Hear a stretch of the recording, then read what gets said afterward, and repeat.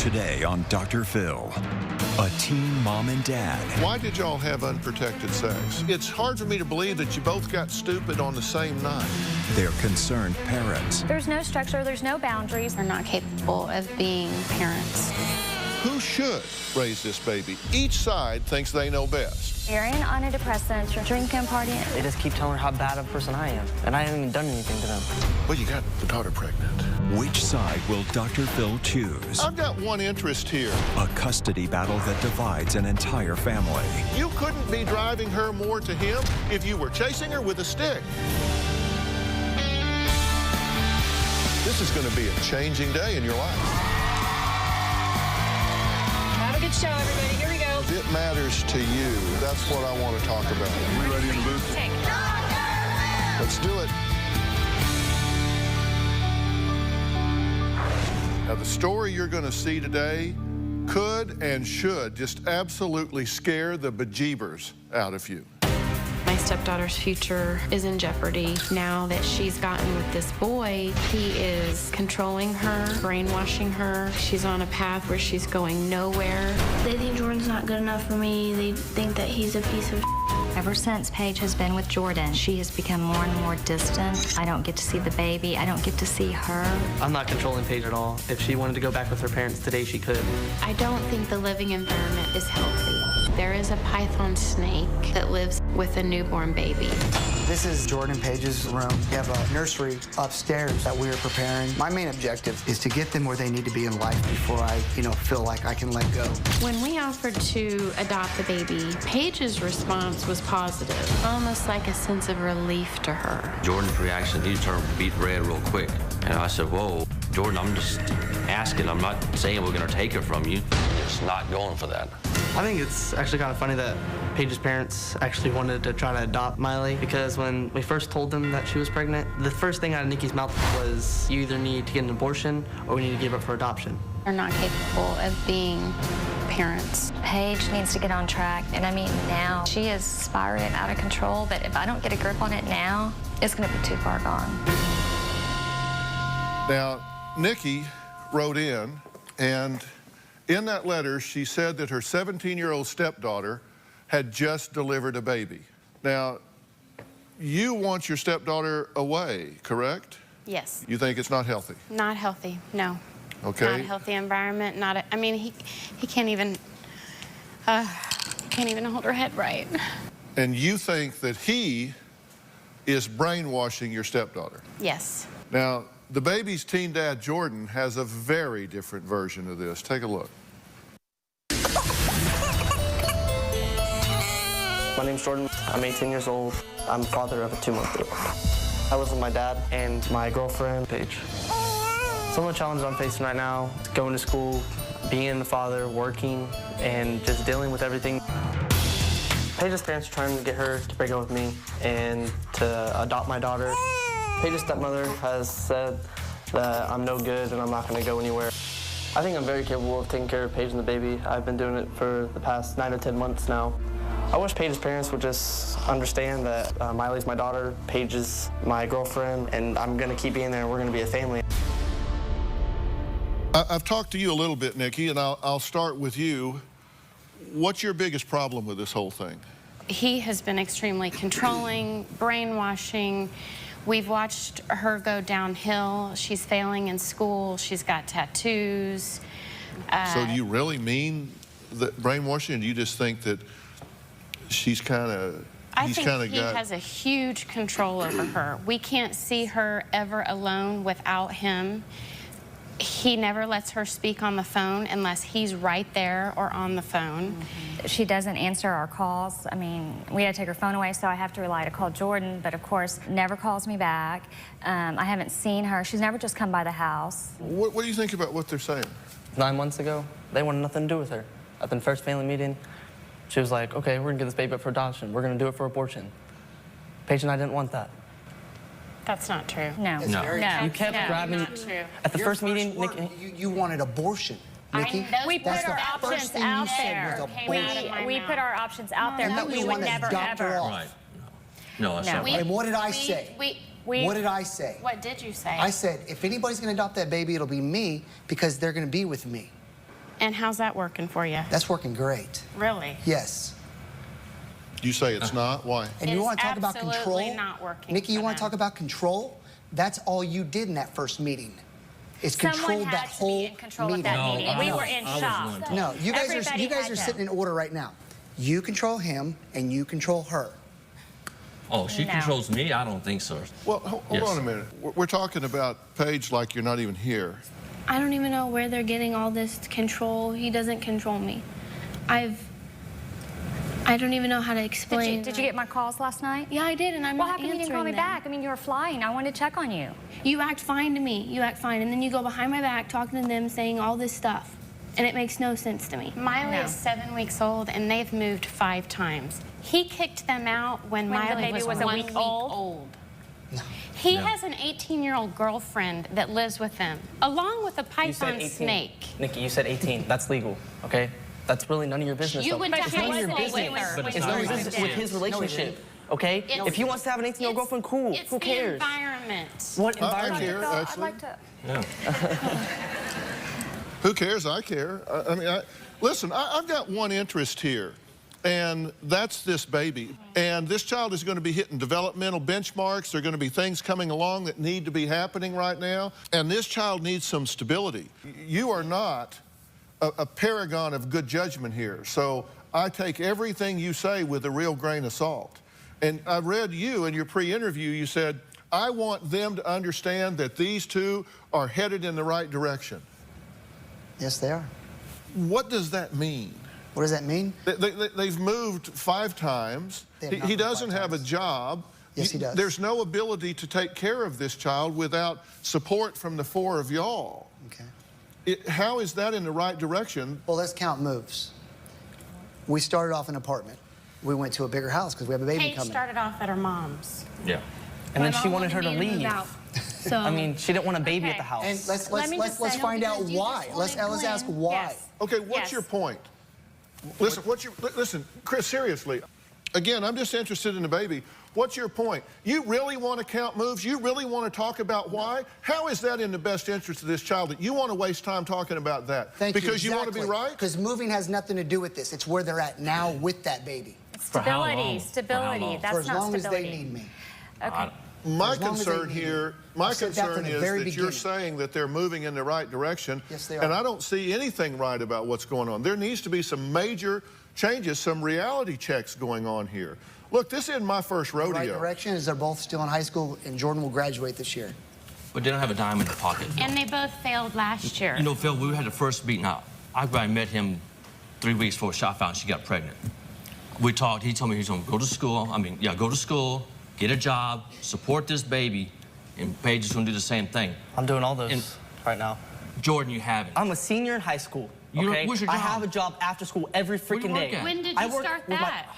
Phil, anyways, he's had at least Y'all haven't 4 been different around for jobs the past I've ever month. seen him Y'all have. chose not to be in her life. And he just keeps telling me this, and I'm We getting don't to the point choose not where to be in our Keep life. We judging. call instead. I don't want to live with him. Judge. I don't Y'all want take to her live with him phone away. lying to me every Like, time. How are you supposed to call? I'm Let's a dad. not That's my bring girl. up the Jeep at the beginning of the school day. Let's go take her vehicle away so that all that's on in her mind, instead of focusing on schoolwork, is, oh crap, they Oh. just took my Jeep. But they also are parents now, and they've been driving that Jeep for several months Yes. with no insurance. Inspection sticker was 6 months old, Did you get and insurance it on your reeked car, and beer too? and Why hog didn't when we you went do to this pick it for up. You didn't do hers. All right, That's time not out. responsible. Time out. We're going to come back. We're going to talk about why does Jordan think Paige's parents are always trying to get her alone? He's very suspicious of their motives here. It sounds to me like maybe with good reason. We'll be right back.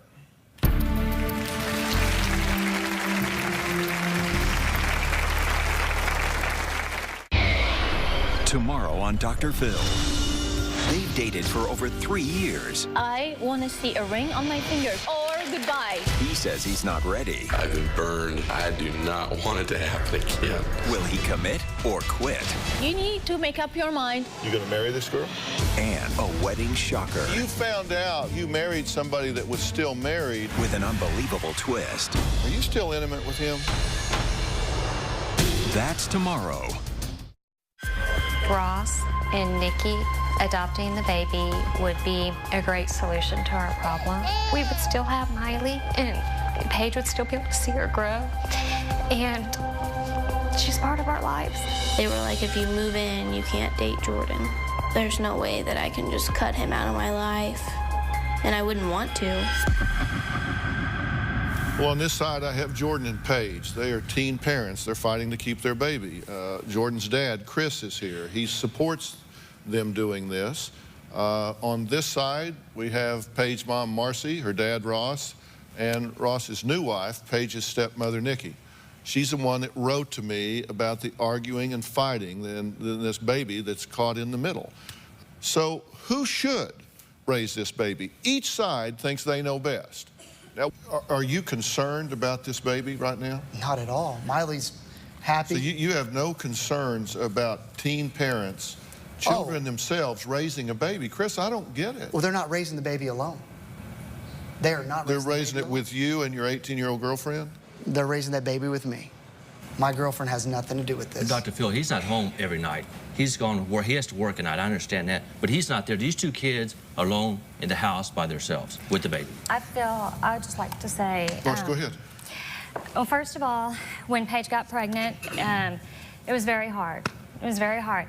Paige was sneaking out. I mean, we had other kids in the house slamming doors, yelling at me. So during this, when I went to counseling, you know, I was like, she's like, just let her go. If that's what she wants to do, put her out in the real world, let her see what it's like. Because if she has that baby, then they get together, then you've lost another year down the road. But right now, if you can make her realize that it's hard, then maybe she'll come back and make the right decision.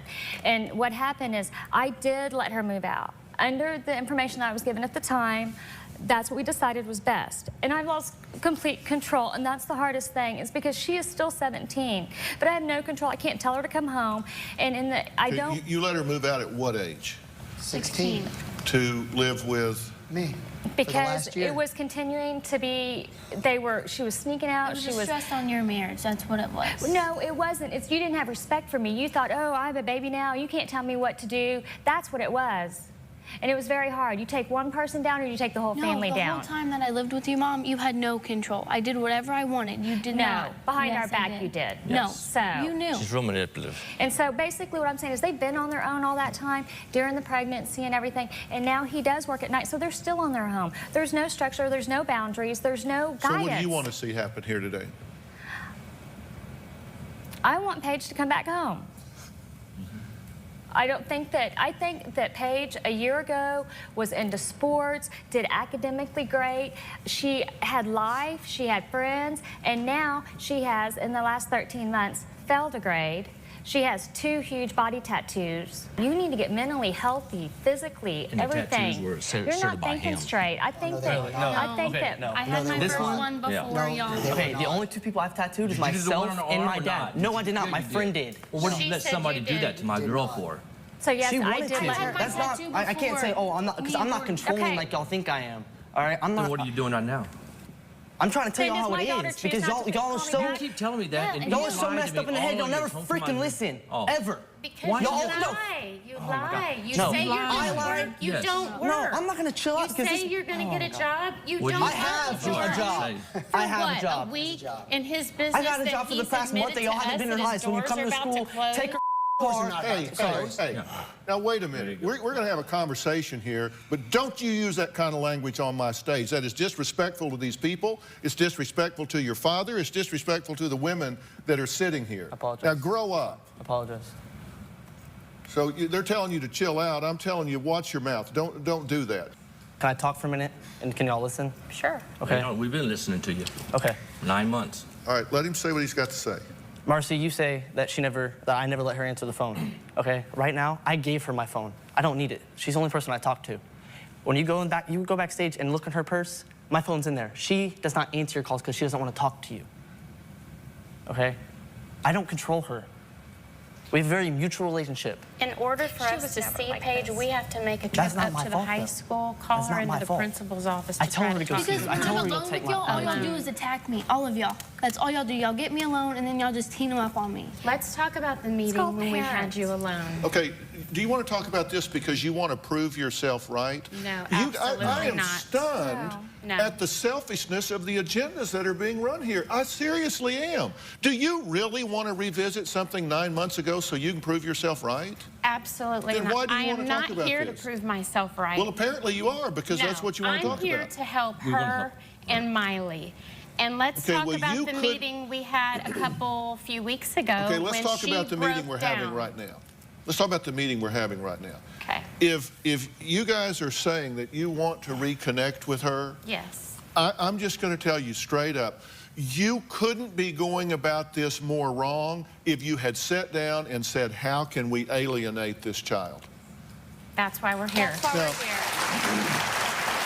here. Based on, look, I've just met y'all people. You seem like delightful people. Seriously, I'm not being sarcastic at all when I say it. You really do. That's why we're here. I think y'all are very nice people. We want help. But you couldn't, look, let's just look at it from pure evil, okay? Let's take your theory that he's an evil controller. What's he doing? He's telling her what she wants to hear. Right. You're telling her what she doesn't want to hear. You couldn't be driving her more to him if you were chasing her with a stick. Come on, you know better. That's why I'm we're not here. saying you're evil. That's a theory. That's a hypothetical. I'm not saying that at all. I kind of wish we could like freeze and then flash forward a year and come back and have this conversation and see who put up and who shut up. I've been doing this for 35 years, Chris. They are not going in the right direction. It certainly isn't working for anybody here, most importantly, Miley. Right. That's the only thing that we need to be focused on at this moment. I've got to take a break. Next, Nikki says the teens can barely afford to buy groceries. So why on earth did Jordan buy another mouth to feed and bring it into their home? We'll talk about that when we come back.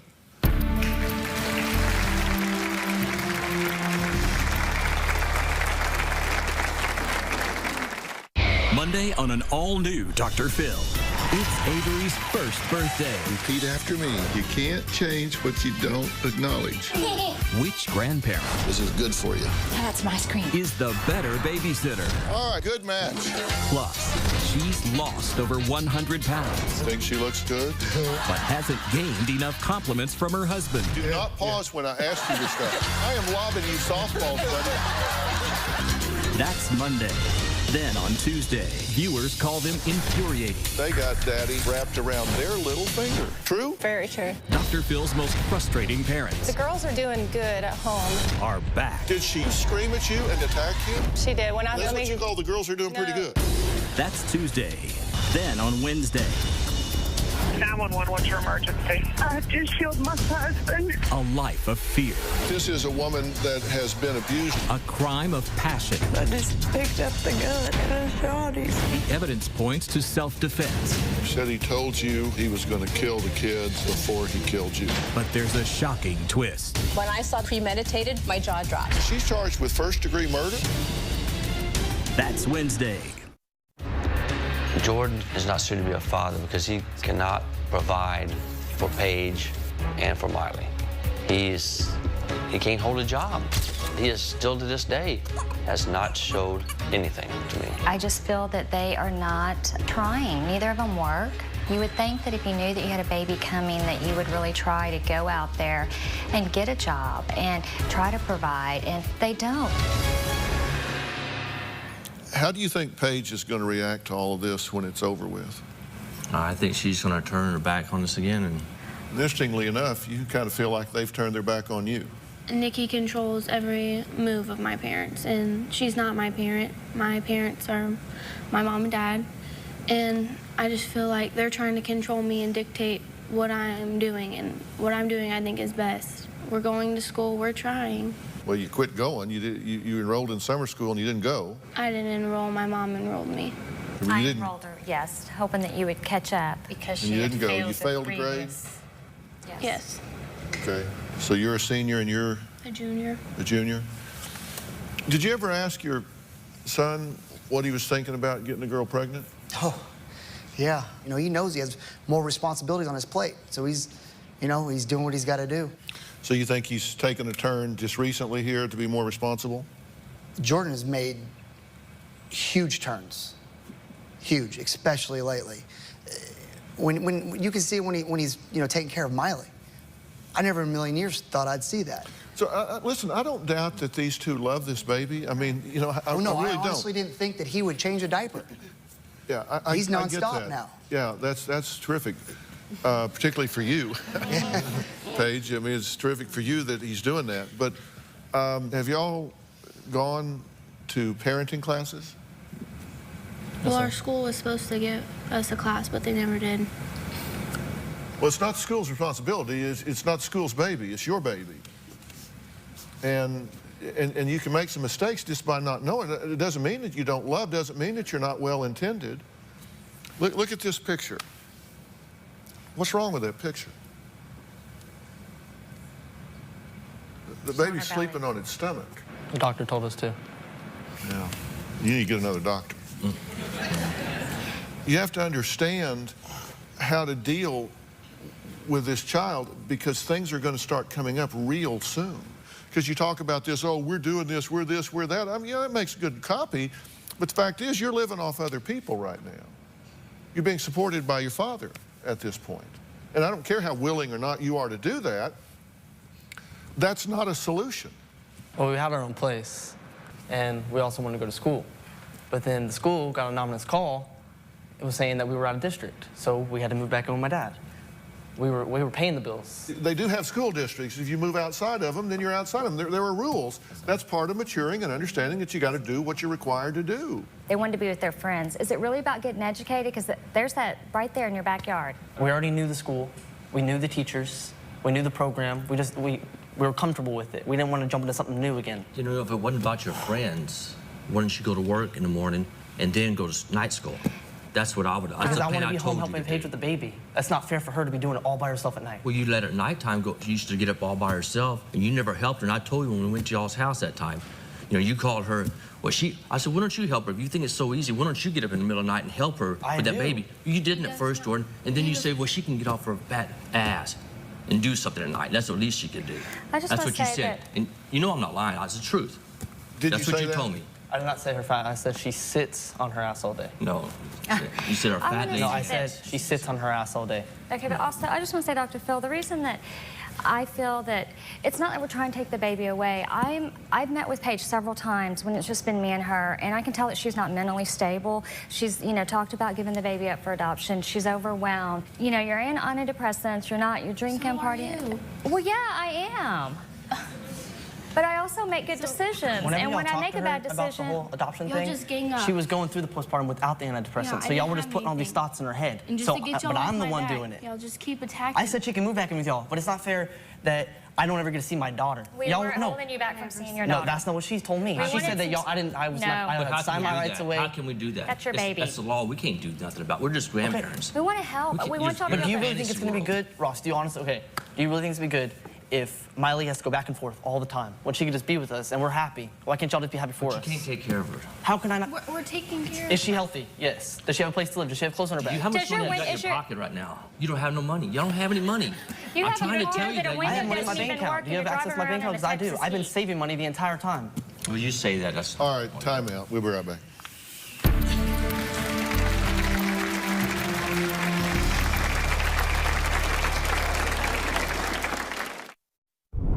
Me and Jordan's plans are to finish school. He wants to go to college, and I want to go to cosmetology school. Miley is Jordan Page's motivation to graduate from high school.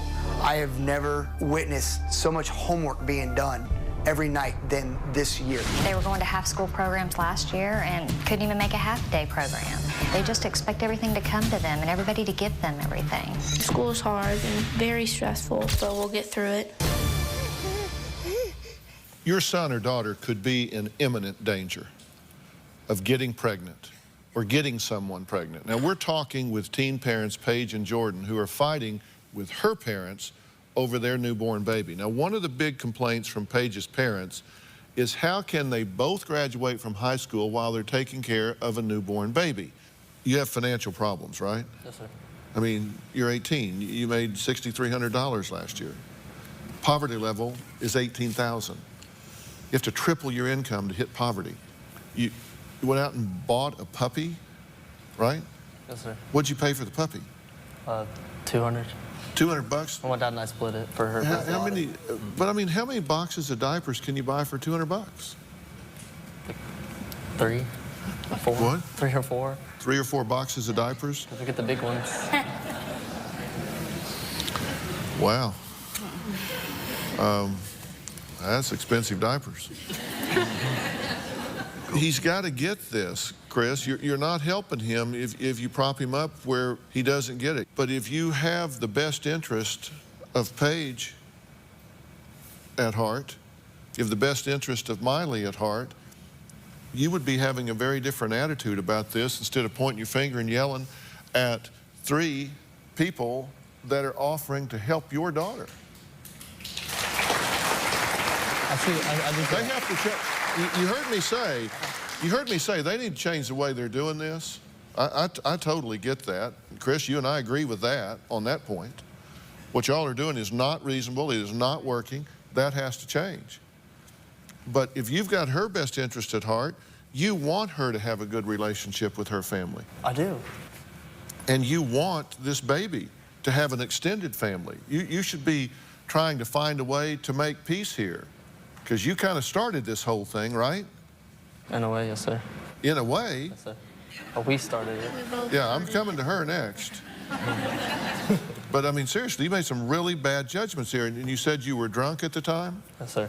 Which also is illegal. Yes, sir. And you were drunk at the time? Yes, sir. And you were 16? Yes, sir. So he had you out drinking at 16 and got you pregnant? And It wasn't just him. I'm sorry? It wasn't him. I did stuff like that before we dated. Yeah, well, is he the father? Yes. Then he got you drunk, you got drunk, and y'all got pregnant. I mean, Chris, I mean, you can't tell me it's heading in the right direction. That is irresponsible. Have y'all been drunk since then? Yes, sir. You haven't been out, you haven't partied, you haven't been with your friends, you haven't been drinking. Is that true? We've been out with our friends and stuff. Is that true that they haven't been out drinking? It's not true. Right? I mean, tell me the truth.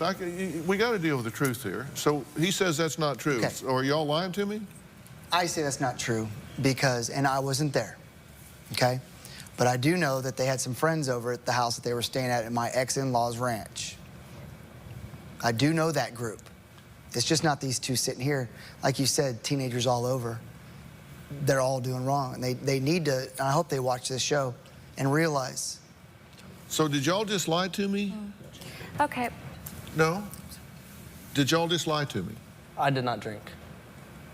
My friends did come over. Yeah, they came there was over. alcohol there, but we did not drink. And Miley was not there.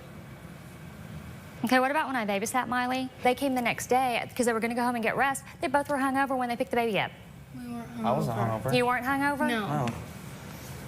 Well, I don't think. She told me the same thing. When we picked up the truck from the high school, it reeked of smoke and beer.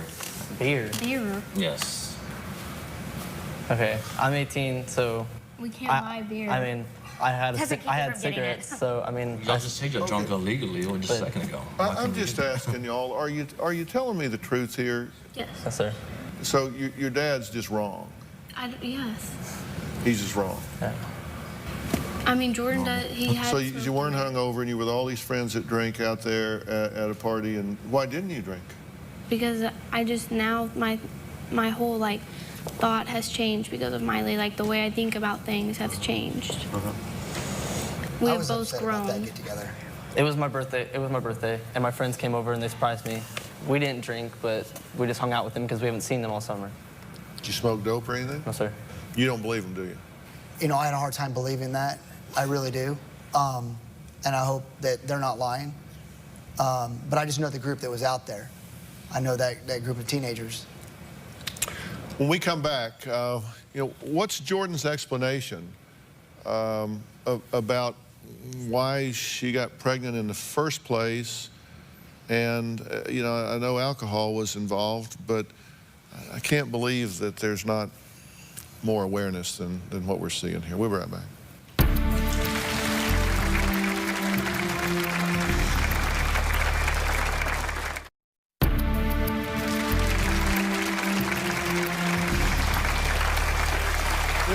What teens want their parents to know about teen sex? 10 important points are all on drphill.com. Why did y'all have unprotected sex? Because it's hard for me to believe that you both got stupid on the same night.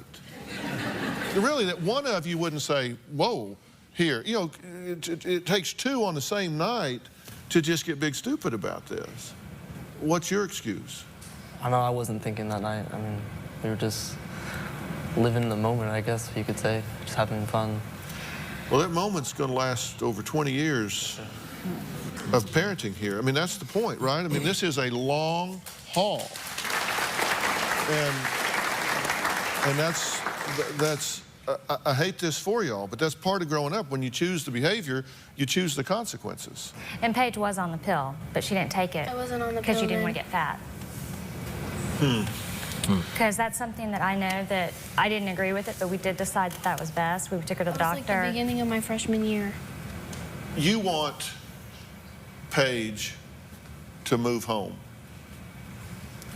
and have support and stability, correct? Yes. And y'all are happy to do that? Yes, sir. And you'll provide for her in every way with some expectations about what she does and does not do. Exactly. Correct. Yeah. And if she did that, you're not saying, okay, we've now got her in our clutches, so we're going to throw up a wall and cut Jordan off from her and from the baby, or you are? No, sir, because I thought about that too. You know, I said, I'm not getting anywhere being bad towards him. I got to accept him who he is, just so I can see my daughter and my granddaughter. When you first got pregnant, did you consider placing the baby for adoption? What 16-year-old doesn't? And of course, now that you have the baby and you've bonded with the baby, you feel like the thing to do is to keep the baby. Yes, sir. Do you want what's best for the baby? Yes. Even if it's not what you want right now in the moment? Yes. Because y'all are holding hands and all. I mean, that's great. But right now, what you want is to be with Jordan and have the baby and the three of y'all be kind of cuddled up right there, right? That's what you want. Yes, sir. If that's not what's best for the baby, are you willing to make sacrifices? And there's no doubt in my mind that it is what's best for her. I understand that, but if it proved that it wasn't the best thing for the baby, would you be willing to give up what you want and put the baby's interest ahead of your own? Yes, sir. Are you willing to try to find a way to make some peace with your mother and your father and your stepmother? Yeah, that's why I'm here. Because at this point, we got a lot of finger pointing going back and forth, and you know, you're calling them judgmental, and then at the break they all kind of hold hands in the middle, and you say, "Oh, so fake." It sounded pretty judgmental to me as well, so it's kind of the pot calling the kettle black, and y'all are pointing fingers at Chris and Nikki doesn't even know me. She never even got a chance to know me. She's known me 20 minutes in one room at the first parent meeting and hasn't bothered to call me. She calls my ex-wife a lot, but doesn't call me. You were very hostile at that meeting, and if I recall, my husband had to sit you down because you were so angry. No, it's not true. It was. No, it's not. He even jumped up. Dad, Jordan settle down. even- This is about me and Paige. It's not about you and Mom. It's about his mother. It's true. You know it's true. Well, that was my ex-wife and I having a discussion, Well, I know, and but y'all you jumped didn't in make the between peace. it. We had these two to worry about, not y'all two. It wasn't fair to these guys. What was going on between my ex and I had everything to do with what was going on with our son at that moment. I don't know what that was. See, Chris, my point here is we've got another human being in this world, and it's going to get harder, not easier, and you need all the help you can get. And you don't want to alienate Chris. You don't want to alienate any of these three. You don't want to do that. And if what I saw with your anger flashing here and throwing a bomb on national television in front of all of these people, if that is an indication of your impulse control and your emotional maturity, I've got real concerns about your readiness as a father. I'm just telling you that. I mean, that vignette in and of itself, to me, is very disturbing. I felt my tongue for 10 months with them. I've been completely respectful every time. Every time Paige wanted to go see them, I said, go ahead, take Miley. But every time she goes over there, they just keep telling her how bad of a person I am, and I haven't even done anything to them. Well, you got the daughter pregnant. I understand that.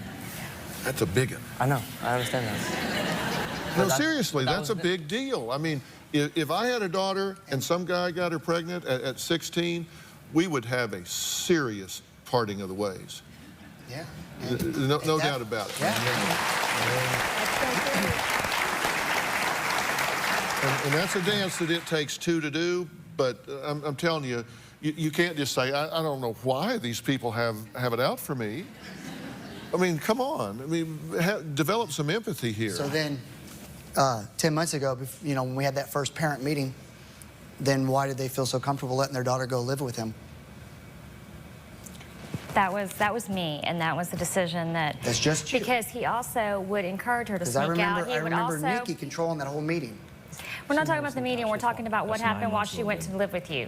And that was because he didn't respect, I mean, you know, he would come and get her. She would sneak out, after hours, slamming doors, all this. Yeah. I mean, you were still under my roof. You were still, I mean, if he... And you would let her spend the night with Jordan? No. Yes. You knew about it, yeah. No. Well, what's your point? They think my son's so bad. Why did they let their daughter come live with him? So your point is that they really don't think he's so bad? That they really didn't mind that they got her pregnant? All they do is judge. But what is your...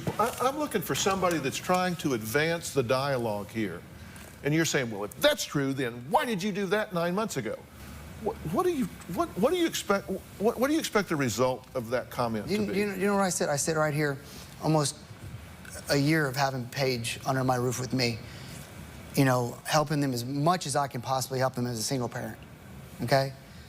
And I have gotten no appreciation whatsoever from them. Not even a thank you from them. You're enabling everything. For you're filling her Jeep up, you know, feeding her. So what'd you do when you made him move out after the baby was a week old? You kicked him out. I did not kick them out. You guys go by what you hear. You've never called me. You always call my ex-wife. Yeah, you never call me, ever. I've been sitting here through this whole conversation, and 1, 2, 3, 4, 5, 6 people, not one of you have said, Dr. Phill, what do you think's best for Miley? Dr. Phill, what do you think we could do better? You know, that's what I thought you were getting to. Yeah, we want to... That's what we were waiting on. we want to deal with this. Well, you weren't waiting on it. You were spending time pointing fingers, and everybody here has been doing the same thing. Yeah. I'm astounded at that. I mean, when you guys get home and watch this show, you're going to go, oh, geez. Did I really say that? Did I really say that? I wrote in because we're desperate for help. Yes, we want help. Oh, you're more desperate than you think. Seriously, there's some real danger here. I mean, seriously, I'm very concerned about it. We got to take a break. See if you can correctly answer this question. What percentage of teen moms go on welfare within 5 years of their baby's birth? Is it 12%, 38%, or 75%? We're going to give you the answer after the break.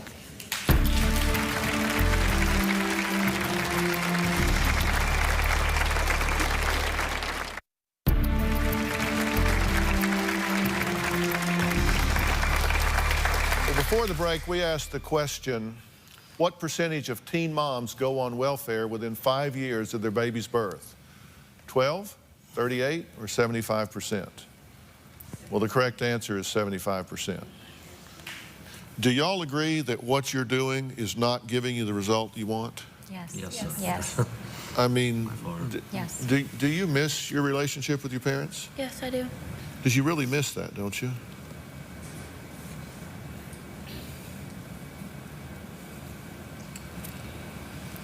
What would it mean to you to be able to do that? Everything. Why? Because they're my parents and I love them. And I want them to be in Miley's life and in my life. And you have questions you want to ask sometimes, right? You'd like to be able to have some girl talk. some mommy talk. That would be nice, true? Have you missed that? I miss her a lot. Have you missed that? Yeah. I mean, she's over there living with a couple of guys and a baby. And the women in her life have got up on their hind legs and started barking. But that's not helping the situation here. Y'all are going to need some help in brokering some future planning here, and I'm going to provide that for you. And I really want you two to get some extensive parenting classes. It will make it, what you're doing now will seem so much easier with a little skill injection here, and I'm going to arrange that for you as well. It's a bit at our expense. You're not going to, you don't have the money to do it. We'll do that. Okay, can we start with that? All right, we'll be right back.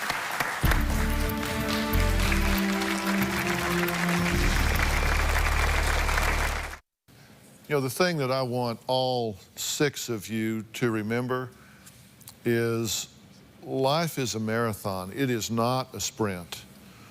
And we need to calm down here and just make sure we're taking even small steps in the right direction. And the first one is lessening of tensions and putting up some boundaries so we're not in conflict every time we get together. We'll build on that. The 5 biggest mistakes parents don't know they're making regarding teens and sex are on drphill.com right now. The 5 biggest mistakes you don't know you're making. You can also go to drphill.com for the specific conversation you need to have with your teen to help prevent teen pregnancy. I really want to thank all of our guests today, and I want to see a lot better vibe going on with this group when we talk in the future. So thanks for being here. So long.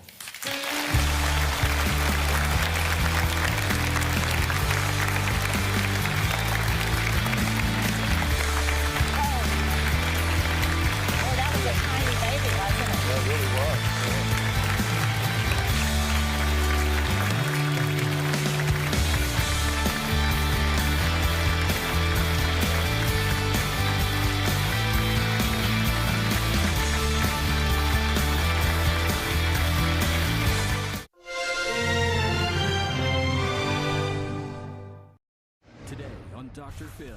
She made a big mistake. You moved your daughter's boyfriend into your house when she was 16? Now she's paying for it. They live like slobs. That house was like that. You sleep till 3 in the afternoon. Not true. Yes, you do. I mean, somebody tell me the truth. Plus, we have created a monster by never telling her no. She will throw tantrums. 13 and spoiled rotten. Do you cut up her food? Yeah, cut it all up. And she's 13? Let's do it. Why don't we stop all the drama, stop all the fighting, and let's go get you better. Here we go. Have a good show, everybody. If I can help get this family back on track, are you willing to do that? Pretty free. Take. This is going to be a changing day in your life. Go, Dr. Phill.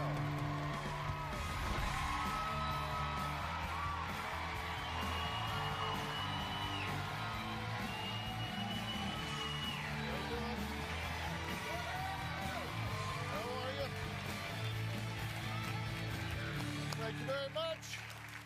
All right, take a look at this charming suburban home. Looks great, right? The front door hides a secret, and inside, you'll find the real story. Boxes strewn about, an old mattress in the living room, dirty dishes piled high, filthy carpeting, holes in the walls.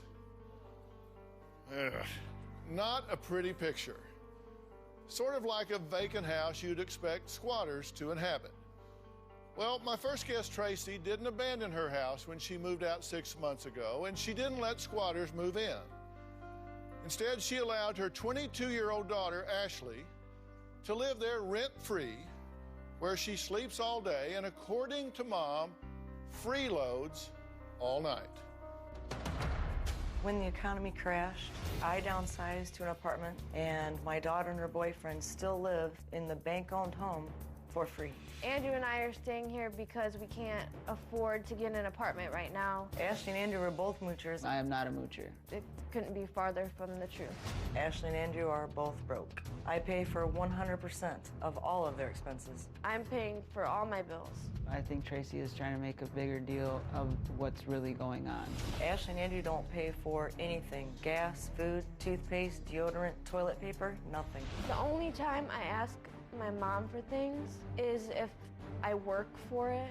Supporting myself and Ashley and Andrew is financially draining. I'm not sure if I can pay bills because I'm paying their bills first. Ashley and Andrew swear that they've done everything they possibly could to get a job. I've been applying to many places and I just haven't heard anything back from anyone. The most frustrating thing is if Ashley and Andrew aren't working, they will sleep all day long. I don't know what else to do. I've tried the tough love thing, but I always end up caving back in because I can't stand the thought of my daughter not eating. I think my mom's making a very big deal out of this. Ashley and Andrew live in a fantasy world. I'm done. I can't take it anymore.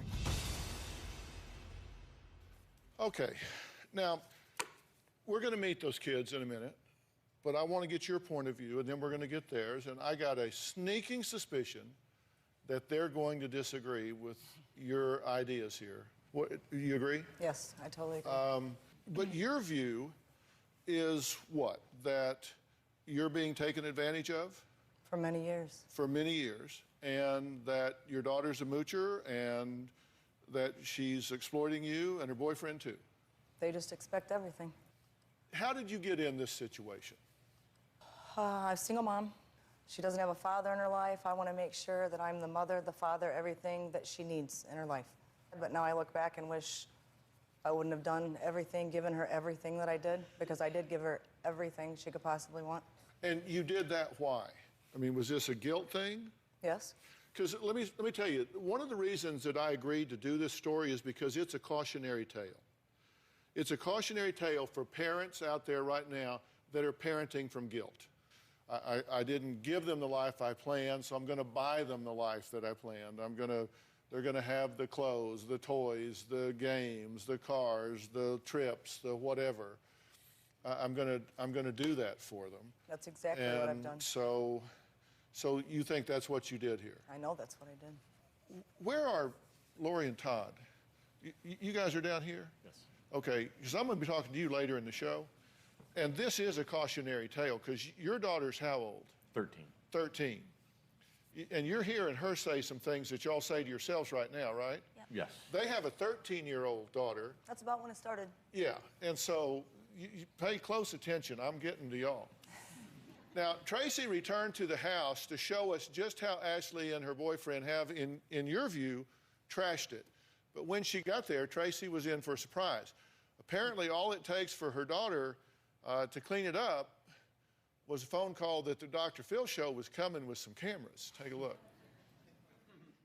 Ashley and Andrew live like slobs. Ashley and Andrew will go 3 weeks without doing the dishes. Sometimes the house is dirty, but I mean, anybody's house is dirty sometimes. So I take care of the house. I'm always cleaning this house. I wouldn't even go use the bathroom. Hair on the floor, towels everywhere, clothes, dog pee in the corner. Disgusting. Ashley and Andrew have no cable, no TV, no telephone. It's very tough for me to go visit the house. It's not the house that I left. Looks a little different than the last time I was here. I don't see any piles of dog feces on the floor. I guess I should have called the Dr. Phill show a long time ago. House actually looks pretty decent. They do have a little bit of food in the freezer. Package of hot dogs and some ice. This is the pantry that I always kept stock full from top to bottom. Now there's nothing. It looks like they do have a few things in there. This one area is where they're confined to. They're in this room 90% of the time when they're in this house. They even have their own little fridge now, so they don't have to go down all the way down the stairs to the big fridge in the kitchen. We have a microwave, so they don't have to run all the way downstairs to warm food up. We have a collection of barn animals, 3 rabbits inside. They've obviously come through and made it look really nice for Dr. Phill. I'm freaked out because it's so clean and bare, but I'm also just wondering why she couldn't do this sooner. Why is it more important for her to make the house look nice for Dr. Phill than to make it look nice for the person that built it for her, which is me? Oh, okay, now, she's living there with her boyfriend, right? And he's here today as well. Yeah. Did he live in the house when you were there? Yes. When did he move in? Oh, probably 4.5 years ago. Okay, you moved your daughter's boyfriend into your house when she was 16? Yes. What the hell were you thinking? Seriously, I don't get that. I wasn't. Because I've raised 2 boys. Robin and I have 2 boys, and we raised those boys. And I think back to when either one of our boys were 16, moving a girlfriend into our house. Did that ever occur? We never had this conversation. Did that ever occur to you? Never, never. Under what theory would we have moved a little girl into our house? We would not have moved a little girl in for them. Maybe for me, you know, just to dress. Yeah, you would have comb loved to her have had hair. a little girl. But not for them. Never. I'm sorry. Tell me how that came up. He's 18, she's 16. I'm going to move him in. Were they sexually active at the time? Obviously they were, but did you know they were? As far as I knew, no. He was at my house all the time. He had family issues. I was dealing with medical issues. I wasn't right. I don't know how to explain it other than it was the worst mistake I've ever made. I've regretted it every day since I did it. Right now, those 2 are living in this house we saw. Yes. And this house is in foreclosure. Right. They'll be homeless. Yes. Because they don't have jobs, but they do work for you some. Right. Okay? And by the way, they say you pay them sometimes and you don't pay them sometimes. They say you pay them based on your mood. And they're going to tell their side of this. And to get your side of it, if I understand this clearly, is you're saying, I raised a daughter that, by the way, seems to me to be a lovely young woman that seems to not have a lot of traction right now in life, is living in a very compromised situation, in kind of a vacant house, living in one room, just existing. And you're saying, I haven't equipped her to survive. And if I fell off the world tomorrow, she's ill-equipped. And I'm panicked at what would happen. Yes. Right? Very. So you're saying, so I admit that I didn't prepare her, so what do I do now? Right. Do I get it? Yes. We've got a couple coming up with a 13-year-old version of how you're describing your daughter, but If you would have told me at 13 that her boyfriend would be living in my house when she was almost 17, yeah, I would have said absolutely not. That's ridiculous. You don't do that. yeah, well, wait till you hear this story. All right, next, Tracy's daughter says she's extremely offended that her mother thinks she's living off of her. Well, we're going to hear her side and her boyfriend's side when we come back.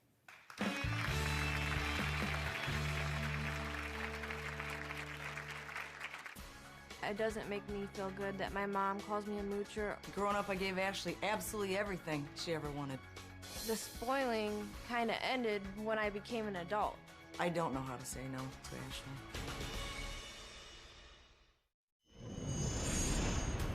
Ashley called me at 1:30 in the morning 3 days ago, woke me up and said, Mom, I don't have any cigarettes. Can I come get $5 so I can get a pack of cigarettes? And I lost it.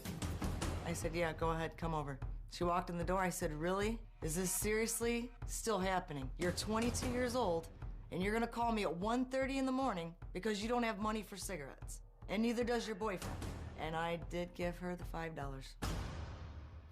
Now, 1:30 in the morning, she's at your house. How did she get there? Drove the car that I paid for. Okay, where'd she get the gas? The money that I'd given her earlier that week for the gas. To put in the car that you paid for. Ashley says it's offensive that her mother feels this way, and she wants to tell her side of the story. Take a look at this. Ashley is a lazy, entitled moocher, and I've made her that way. It doesn't make me feel good that my mom calls me a moocher. Growing up, I gave Ashley absolutely everything she ever wanted. My mom did give me a lot of things when I was younger, but the spoiling kind of ended when I became an adult. I don't know how to say no to Ashley. My relationships have definitely been affected by the mooching. She always tries to blame her failed relationships on me. When you're in a relationship with somebody, you don't want your 22-year-old daughter calling you at 1 o'clock in the morning saying she needs $20 for gas. I don't believe how anyone could say that a child was the main reason for a breakup. I've had relationships end because they just don't want to deal with the daughter drama. My mom blames me for a lot of things in her life that she shouldn't. She doesn't want to take any of the blame. Okay, you've been watching so far, right? Yes. And what do you think about what your mom has had to say? It sounds to me like she's taken plenty of accountability and responsibility for this. I'm very surprised about a couple things that she said. Which are? That she felt bad for Andrew when he moved in and that he was having family issues because he was fine with his family. Well, what's your point? You're how old now? 22. Does it seem in retrospect, does it make sense to you for a 16-year-old girl to have her boyfriend move into her house? No. I mean, I wouldn't let my daughter do it, and I was very thankful that she did it. Is this a serious relationship you have with him? Yes. Yeah. And how's he doing on taking care of you and providing for you and protecting you and nurturing you and all the things that people do in relationships? Right now, neither one of us are doing very good, but he has had many jobs in the past, and he always took care of me when he had those jobs. But just right now, he doesn't. Right now, we're going through a pretty tough time. Mm-hmm. So how would you say your life is working for you overall right now? Life's hard for me right now. Yeah. Do you have a job? With my mom, part-time. Why do you work for your mother? She owns her own painting company, and Andrew and I are her only employees right now. She has had other employees in the past, but right now it's just us working for her. But why work for your mother? Why not just go out and get her a job? Well, that's what I'm trying to do. Well, see, my theory is that if you don't have a job, then your job is finding a job. Right. And like if you had a job, you would work 40 or 50 hours a week. You would like get up at 7 o'clock and you would shower and then you would go out and you would work all day long and then you would come home. And so you would be gone by 7 and you would be home by 6. And so if you don't have a job, you would spend all of that time looking for a job. So you'd get up, you would be showered at 7, you would be dressed, you'd be out the door, and you would be out looking for a job. And you would spend all day looking for a job, every day, all day looking for a job. Those are the people that find jobs. Do you do that? It's hard when you don't have a phone to call anyone, or you don't have gas in your car, or you don't have access to a computer all the time. So whenever I have access to those things, that's what I'm doing. So that would be no. My question to you was, do you get up every day and go look for a job every day, where you knock on a door, you go to the mall, you go from store to store to store to store, you go to fast food alley and you knock on every door to door to door to door to door, or you go whatever. You go knock on doors in the neighborhood. Can I rake your leaves? Can I fix your fence? Can I work in your house? Can I do whatever? You go knock on every door till you get a job and you get paid. And I'm asking you, do you do that? And you say no. You gave me 5 excuses. Well, it's hard when you don't have a computer, you don't have a phone, you don't have gas for your car, you don't have this, you don't have that. And the answer is no, you don't. You sleep till 3 in the afternoon. True? Not true. Not true. Does she sleep till 3 in the afternoon? Yes, she does. I mean, somebody tell me the truth. Don't tell me she's sleeping till 3 in the afternoon. If she's not, don't tell me you are. And if you are, tell me the truth. The truth is, I don't know the last 6 months because I have not lived there. I have my own place now. But 6 months ago and before that, yes, if we were not working, they would not come out of the bedroom until sometimes 4 or 5 o'clock in the afternoon. And coming out of the bedroom doesn't mean that we're sleeping. That just means that we haven't Well, were people coming to your bedroom and knocking on the door to offer you jobs? No. So I'm saying, if you want a job, you have to get out, because you can do what you need to do. Is there a day in the last month that you've looked for a job 10 hours a day? Not for 10 hours, no. 8 hours?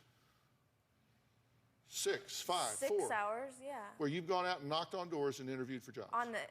Applying for jobs on the internet, not out. No. For 6 hours. Yeah, the truth is that doesn't work. If you endorse her lifestyle, that's very sad. If you accept your lifestyle, your station in life right now, that's very sad. That's very sad. I would hope neither of you do that. There is a deadline looming How much longer can Andrew and Ashley live like squatters in a foreclosed home? At any point, the bank could show up and say, you're out. And if they have no job and nowhere to go, they become homeless overnight. It could happen before the end of this sentence. We'll add Andrew to this conversation when we come back.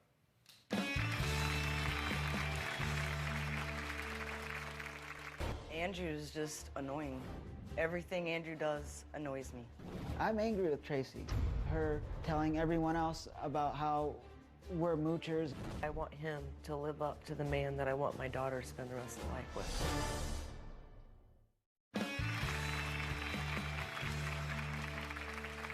Well, we've been talking with Tracy, who admits that she spoiled her daughter Ashley when she was younger. She says she turned her into a lazy and entitled adult that she is today.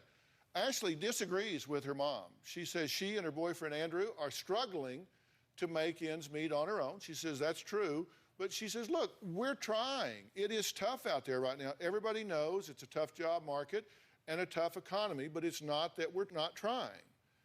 Here's what Andrew has to say. Andrew's just annoying. Everything Andrew does annoys me. I hate the way he eats. I hate the way he walks. I hate the way he talks. He's just annoying. I'm angry with Tracy. Her telling everyone else about how we're moochers and we're this and we're that. Andrew has never mooched off of my mom. Andrew is always giving me everything that he could. I want him to live up to the man that I want my daughter to spend the rest of her life with. She'll tell Ashley, oh, he's such a loser. She doesn't think that we should be together. Thanks for joining us. You've been watching everything, right? Yeah. What would you like to add to the conversation we're having so far? Just that Tracy seems like a lot of the stuff she had said isn't the truth at all. Well, clear it up. Sleeping till 3 o'clock, 4 o'clock. There was a point when we did do that. We've done that before. We've slept in. I look for jobs. She kind of made it sound like I've never had a job the whole time I've been living there, the whole time I've been dating Ashley. I have had a job. Okay, I've had about 6 jobs. I work in the summer most of the time. And you're 24. You've had 6 jobs. Why are y'all living in that house? Looks like squalor. Okay, that's another thing. That house was like that when she was living there. She contributed to the way that house looks now. Why are you living like that? That's not from the dogs. That's from someone that she brought over wearing their shoes all the time, tracking tar into the house. Yeah, oh, I don't care what that is. That's nasty looking. It does look yellow against the wall where dogs pee against the wall. We've had it shampooed before, but...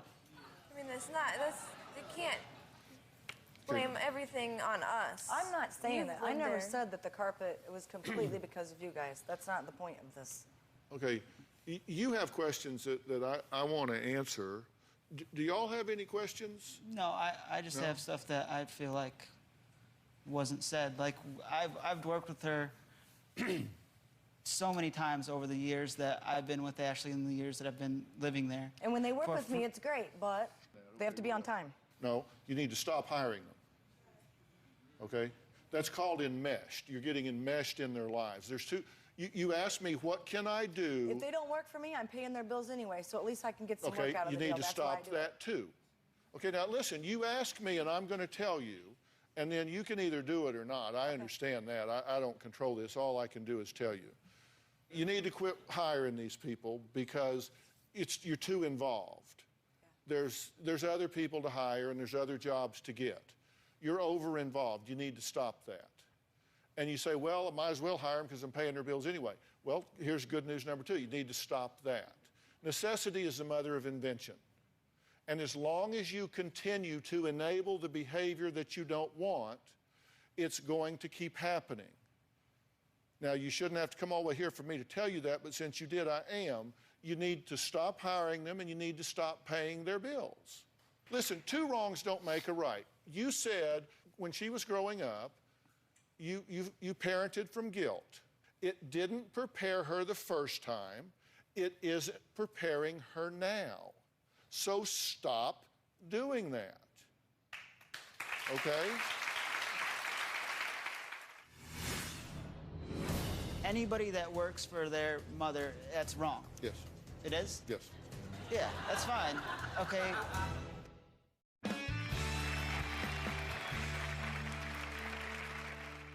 You're doing this for you, not for her. You're doing this because it lessens your anxiety. It lessens your guilt. You feel better. So you need to stop making yourself feel better at her expense. Can I say something? Not yet. Okay. So she can Okay? Okay. Do you get that? I do. So you need to stop hiring her and you need to stop paying her bills. 1 and 2. That's 2 key things. Okay, I'm sorry. Now, Go she ahead. said she pays 100% of my bills. That's not true. It's not true. We work Good. for, a lot of times, we'll do jobs, and she'll say, okay, if you work real hard and get this done in this amount of time, you get it done fast, I'll pay you extra. Right, and I told them that. I'll pay I you will. extra, and she doesn't. Really? 90% of the time, she Really? won't. She'll say, I don't have that. I don't have the money. Who made I your don't guys' have- car Okay, payments the last 2 months? Hold on, Can I wait ask? a minute. Look, you're getting ready to spend 5 minutes of my life I can't get back. And this is why you shouldn't have them working for you. She'll owe us money sometimes to where our bills are late for months and months. I have and never, months. ever owed either Okay, one but of see, these this is two going to money. all be solved. See, this is going to all be solved. Really? But see, this is all solved. You see how much gets fixed by just number Can you please one? have them explain to me when did I borrow money? No, it from doesn't you matter. guys? Oh, say you borrowed see, you money can't from give me us. that 5 minutes back. See, this is that 5 minutes you can't give me back. I'm getting old. I need that 5. See, but this is, see, you see what's solved when you quit working together? Are you seeing a pattern here? And that's another thing. She likes to do stuff for Ashley just so she can hold it over her head, just so she can throw it in her face. Yeah, Just well, like we're with the fixing car. that. With the car, she said when she first got it, it was for Ashley graduating. Okay, it was supposed to be, I'll put this money down for you for the car for graduating. I never told you And you had to then- get a job and make every payment, keep the job and keep your grades up? I didn't tell you that? She- You weren't she around, kept- so you she can't kept- testify to that. Okay, I y'all don't wasn't need me around. for this. Is there anything else that you wanted to get said? Yeah, I mean, I never had any problems with my family, ever. She Okay. said she felt sorry for me. I was living on my own with some friends. And But he didn't have problems with his I was family. going to her house a lot, and I would fall asleep sometimes, but sometimes I would leave. She's the one who said, he's here all the time, why doesn't he just move in? No, it wasn't. I said, oh, well, I guess that'll work if that's what Ashley wants. And that's what happened. Ashley wasn't begging her to let me move in. It didn't happen like that at all. If you listen to anything I'm saying, you either feed off this or you're going to take my advice because you are over-involved. Necessity is the mother of invention. Stop working these guys in your business. Stop doing it and stop paying the bills. You need to sever the financial ties here. Sever it. Have a relationship with your daughter as a daughter. Have no financial ties whatsoever. None. Zip. Zero. I don't know how to do Nada. that. That's what I need help with. Well, it's real easy to not do something. It's harder to teach you to do something. You just don't do it. You learn how to say no, no, not going to do it. Stop asking, don't do it. Because I'm telling you something, every time you do it, you're doing it for you and at her expense. You said, I want her to learn to do for herself, then stop doing for her. You crippled her by spoiling her. So she entered the world without the skill sets necessary to do it. Don't do it again. It's not too late for her to learn. Are you going to stop hiring them? Yes, I am. Are you going to stop paying their bills? Yes, I am. Loaning them money, giving them money? You need to learn to say no. It's just that simple. They're able-bodied.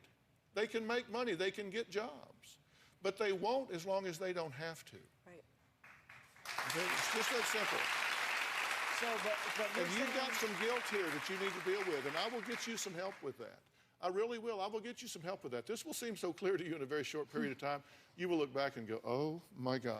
I already am doing that. Yeah, well, You're I saying hope so. that there's no anybody that works for their mother, that's wrong. She's not going to hire you two anymore. Yeah, I'm saying. That's what I'm saying. Okay, but you're saying that's wrong. That's wrong for us to work with for us to work with her. It's wrong. Yes. It is? Yes. I don't understand why. I don't understand how that could be wrong. It's not important that she understands. It's important that she understands because she's the one that does the hiring. Yeah, that's fine. Okay, I won't work for her again now. Good. I mean... So then we're on the same page. You'll support me. You really shouldn't. You really shouldn't work for her. All right, when we come back, we're going to meet a mom and dad who are sitting down here watching their future flash before their eyes because they give in to their daughter's demands and say they've got a monster on their hands. This could potentially be even worse. We'll be right back.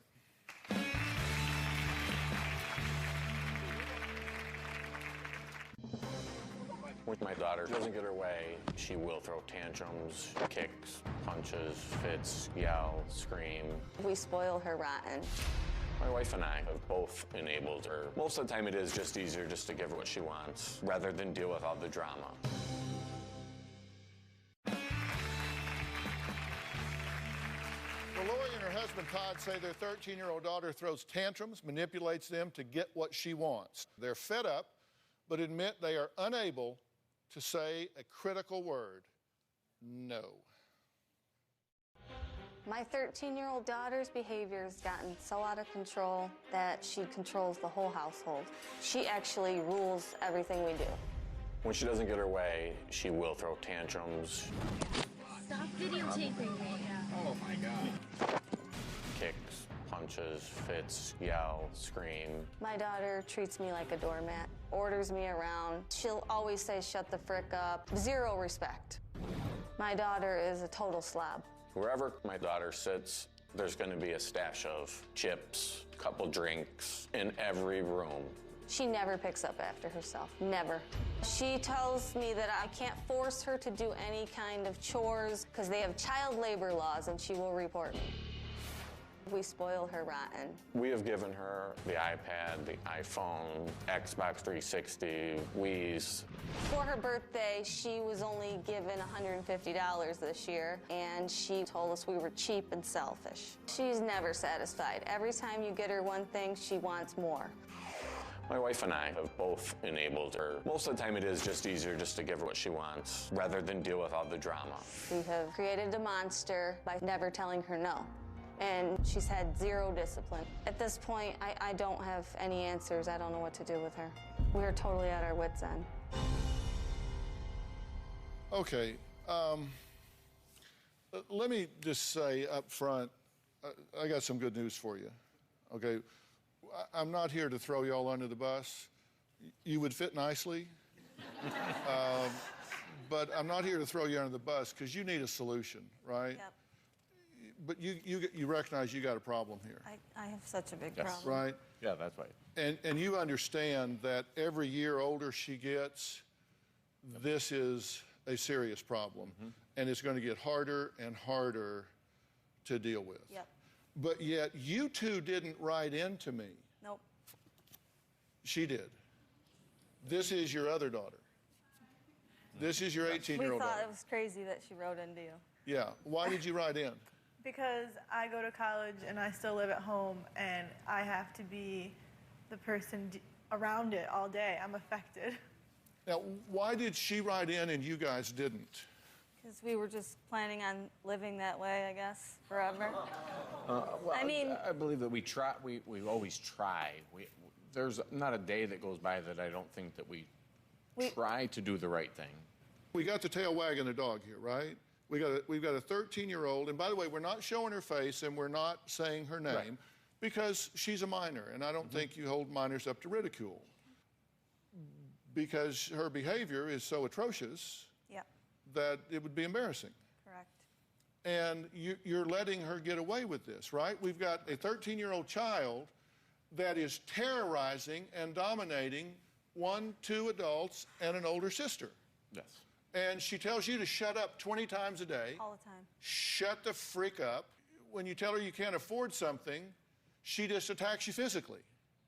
She'll push me and call me cheap and selfish. You fix dinner for the family, but she doesn't eat that. Right. You have to go get her something different, Right. takeout. Yes. Even for breakfast. all the time. You use coupons sometimes. Yeah, I never have till recently. And what does she call you when you use? A scumbag. Because you use coupons. Yes.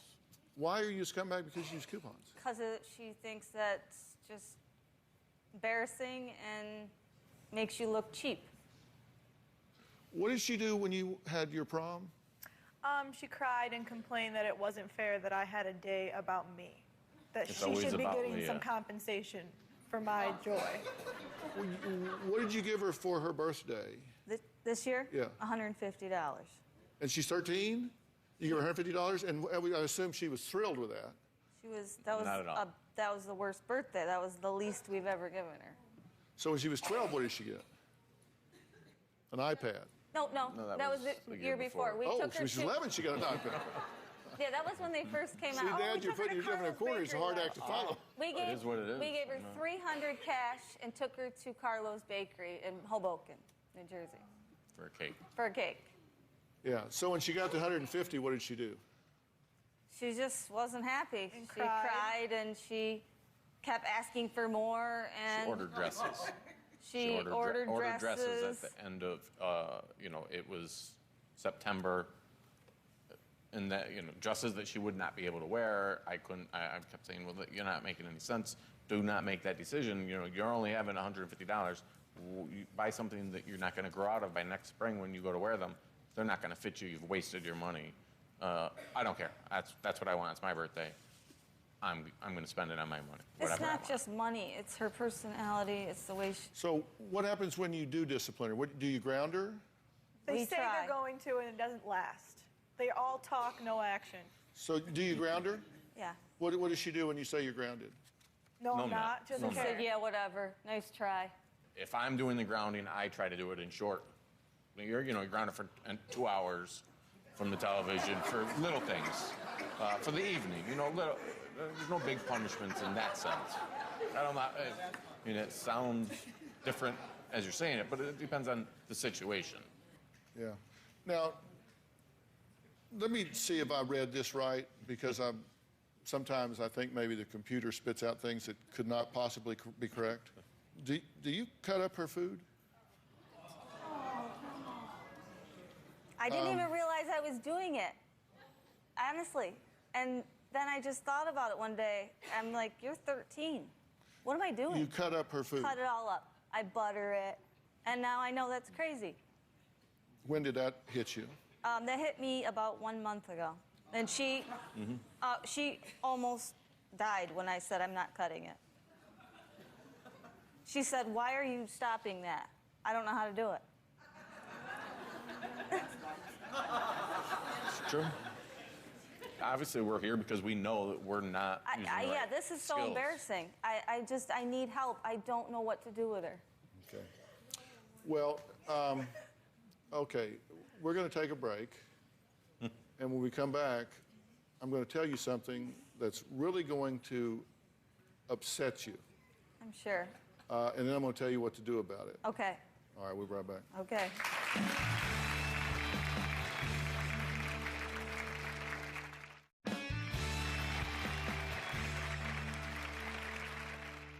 Now, I said there's something that's going to upset you, and I'll tell you what it is.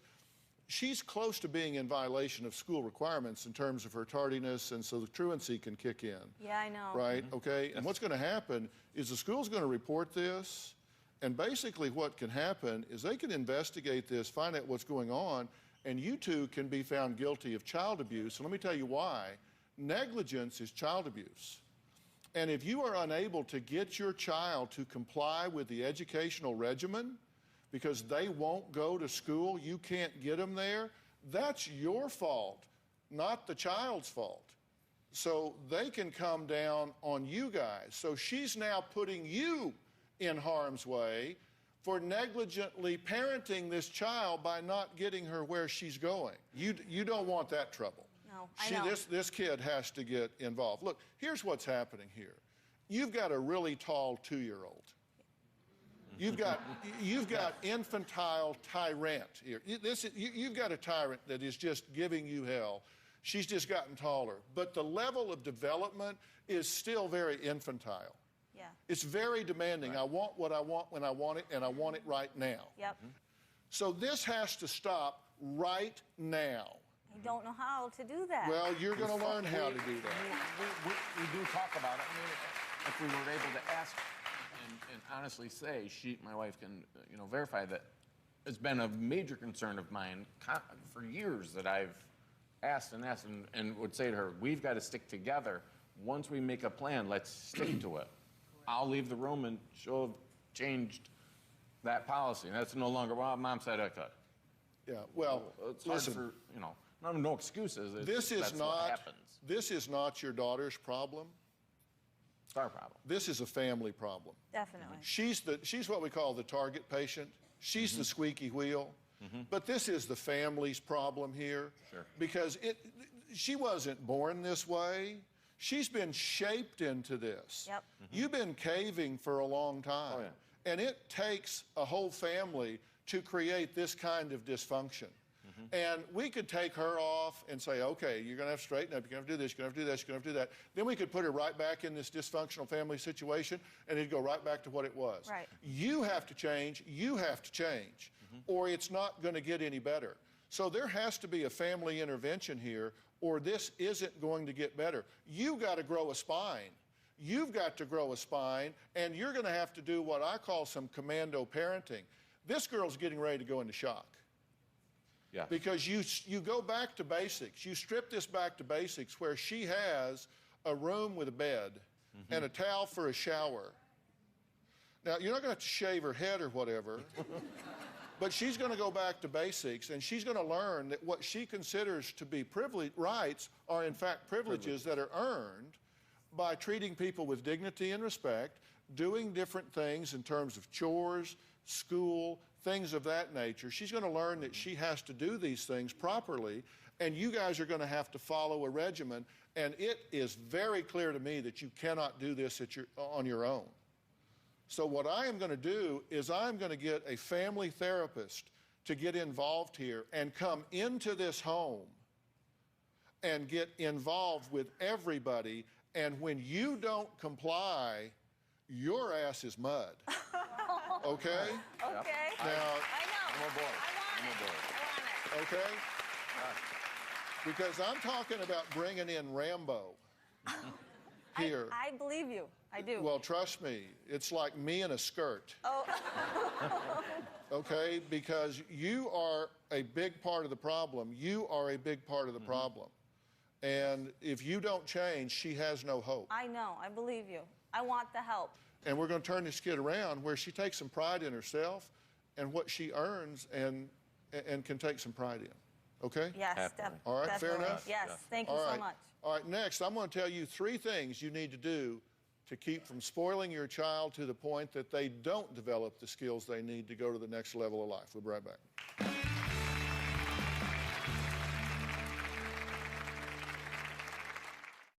Well, I want to thank all of our guests for coming here today. I said we're talking about cautionary tales.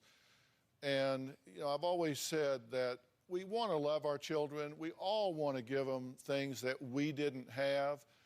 But there is a point at which that can get dysfunctional. So I said there were 3 things that I want you to focus on in preparing your child. Number 1, your child needs to experience mastery over the world. That means they need to see that they have the ability to make things happen. If I do A, I get B. That's a real empowering feeling. So that's terribly important. Number 2, they need to observe themselves recover from disappointment or failure. If they try something and it doesn't work and they go, wow, I bounced back. And number 3, they need to recognize the power of giving. Think about that when you're looking at what you're planning for your child. Go to drphill.com. You can find so much more about how you can give your child the tools they need to be a success in this world. Thanks for being here. So long. Thanks, guys.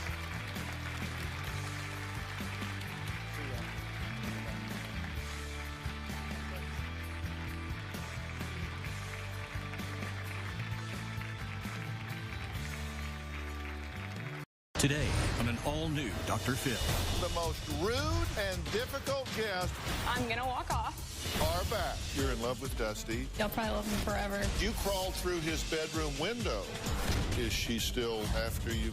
Yeah, I can't expect me to just fall for you again. Plus, I received a text message and it said he had passed away. Let's just go whole hog. You faked your death. Yes, sir. After that show, Todd started obsessively calling and harassing the show. I'm coming out there. I believe in retribution, and I'm going to drag your little ass out of that damn studio. You lied to me, you threatened everybody on this staff, and you never apologized. This is going to be a changing day in your life. Have a good show, everybody. Here we go. It matters to you. That's what I want to talk about. You ready in the booth? Let's do it. Go, Dr. Phill.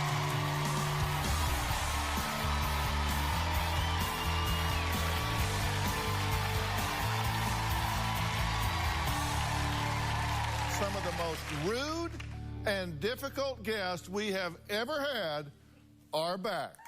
All right? Now, you guys may remember Chloe. She was the 17-year-old who stormed out of the studio when I confronted her with one of her lies. Now, she and her equally rude boyfriend, Dusty, well, they're here again. You may remember Todd. Now, he faked his own death to his wife when he pretended that he drowned in an Alaskan crab boat accident, like on Deadliest Catch. Well, he was found out here on the show, and he left here and started lashing out at me and my staff. He lied. Here's just a sample of what we got from him. I'm coming after you guys, hands blazing, you damn piece of son of a bitch. Because everything you put on the damn internet is a damn lie. I will come out to L.A. this weekend. I've already made arrangements. You don't call me back, I'm coming out there, and I'm going to drag your little ass out of that damn studio. Prince of a guy. We'll hear more of those threatening voicemails a little later when Todd comes back out here to explain his outrageous behavior. But first, we're going to talk to Chloe, who was here last year with her mother and stepfather, who said her behavior and level of disrespect was out of control. And is worse since she started dating a boy they felt was just bad news. Let's take a look at a little recap. What am I doing so wrong? Talking to him. That's wrong? Your personal life with Dusty is affecting our entire household right now. Don't try and sit here like, oh, you're so good. No, you're not, okay? I'm not. I hate you. Do you hate your mother? Yes. Why do you hate her? She is a bitch. You think you know everything, Dad? You really do. I'm asking for some respect in my home. You are being rude and disrespectful to everybody involved. I'm gonna walk off, and it's over. Okay, but you understand that you're not telling the truth, and I can't help you. I don't care, then I'm done. Okay. You're back. No kidding. Okay, well, you're back again. Yeah. So you were really upset after the last show because you said you were made to look crazy. Yeah. How do you feel about that now? I don't know. I just want to redeem myself a little. It wasn't, I just felt like no one saw behind the scenes what was happening, you know, and everyone was questioning me all at once, and, you know, I was trying to stick up for myself, and I came off rude, but it was just a lot. Yeah, well, but you were rude. I mean, yeah, I know. There's no other way to describe that. And here's the thing. I have to deal with the facts. And, you know, I asked you if you were dating Dusty. You said no. But you were. At the time, we weren't.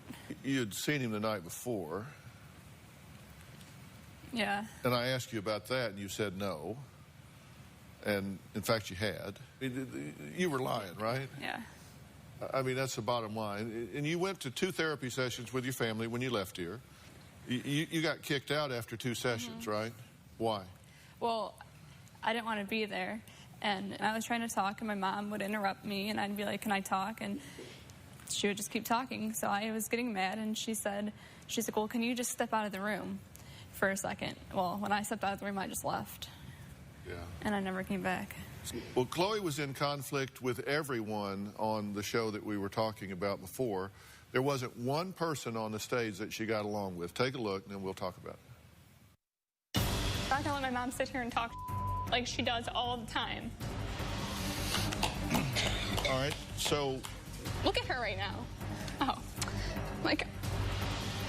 Chloe, she's upset. I don't care if she's business. upset. I mean business, Chloe. We need help. You, Mom. They take my car, they take my phone. For what? You think I can't get another phone? You think he can't come see me? How about because we're your parents? And if we want to take your phone, your car, computer privileges, we will. You have to acknowledge their position of authority at this point. It doesn't mean you agree with it, but you can't just say, I'm going to do what I want, whether you like it or whether you don't. Now, you say that you actually are not living at home right now. No, I'm not. I moved out to Kansas. Right. You left there and moved to Kansas. Yes. And why Kansas? My dad's out there. Your biological dad, because this is your stepfather that we were just saw on the tape. Yes. Now, Lonnie is Chloe's mom. She told us there are several areas where Chloe needs to clean up her act. And one of the questions you posed for me is, how do you move back home? How do you get back on track, right? I mean, because right now things aren't going very well. You're working where? It's at a jelly factory. At a jelly factory? Yeah. Do you make jelly? Well, no, I put caps on jars and put them in boxes. You put caps on jars. Well, that's honest work. Your mom thinks that you need to return to college. She wants you to strive for a career that you can feel good about other than working in a jelly factory. She wants you to be safe, and she just thinks that you're not really safe. And this job can be dangerous that you're on, right? Didn't you get injured recently? Yeah. What happened? I was taking salsa off the conveyor belt, and it just dumped on me. And I have a big burn on my arm. You actually have a trust fund that'll pay for college, right? Yes. And it'll give you cash on top of that for living expenses. Mm-hmm. And you actually had the opportunity to play basketball in college. You could be going to college funded by your trust fund plus paying you some money. You could be playing sports and accomplishing something there, but instead you're in Kansas working in a jelly factory. Yeah. I mean, how's all that working for you? Well, when I originally moved down to Kansas, I was enrolled in Washburn University, and I was going to play basketball there, too, because I was on the team. And then stuff happened with my dad, and I had to drop out. Now, the one thing that really seemed to derail Chloe was discussing the nature of her relationship with Dusty and whether or not they saw each other the night before the show taping. Let's take a look at that, and then we'll talk about it. All right, good, bad, or indifferent, are you obsessed with this Dusty guy? No. You're not? No. We got copies of your phone records here. This is in 1 month, and I think the number of contacts you had with him was 239 times. He called you twice. Does that seem obsessive to you when you kind of see it in print? I'm not obsessed with him. And you started dating her when she was 16. Not dating her. Everyone said we're dating. I don't know why. Everyone keeps saying he's my boyfriend. Have you seen each other since you got here? No. You didn't walk over to her hotel last night and see her? No. I'm trying to find out who's telling me the truth and who's not. Okay, Alex is a producer. You're telling me something different than these guys are telling me. I was told that Dusty did walk over to Chloe's hotel last night. And who told you that? Chloe did this morning. Are you lying to him or are you lying to me? I'm going to walk off, and it's over. I'm done. Okay. You know, the one thing we know is that the tape doesn't lie. Because that was you, that was then. And you walked off because why? That just made me really mad. What made you mad? That you got caught in a lie? Well, just the actual lie. Like, I didn't see why that was kind of personal. Well, you could have said that, but you lied and Dusty lied, and then he called the producer a name. I mean, if you're here to redeem yourself, there's a point at which you just have to kind of start dealing with the truth with yourself and everybody else, because at this point, you are on your own. You can do anything you want to do. Your mother did not come here today. We asked her if she wanted to come here today. She said, I do not. She wants to be on her own. She wanted to move and go away. She's 18. She gets what she wants. Goodbye and good luck. There's nobody trying to tell you what to do. There's nobody telling you, you can chase Dusty the rest of your life. You can live in Kansas. You can go to Oregon. You can work at a jelly factory. You do whatever you want. People are saying, okay. And so you do get to a point where you have to realize, you know what? The choices I'm making, only person that's impacted by those is you. But we'll talk about that in a minute. Soak all of that up. All right, now Chloe isn't the only guest on that show to return today. Dusty is here. He has a lot to say. I'm curious to see what that is. We'll be right back.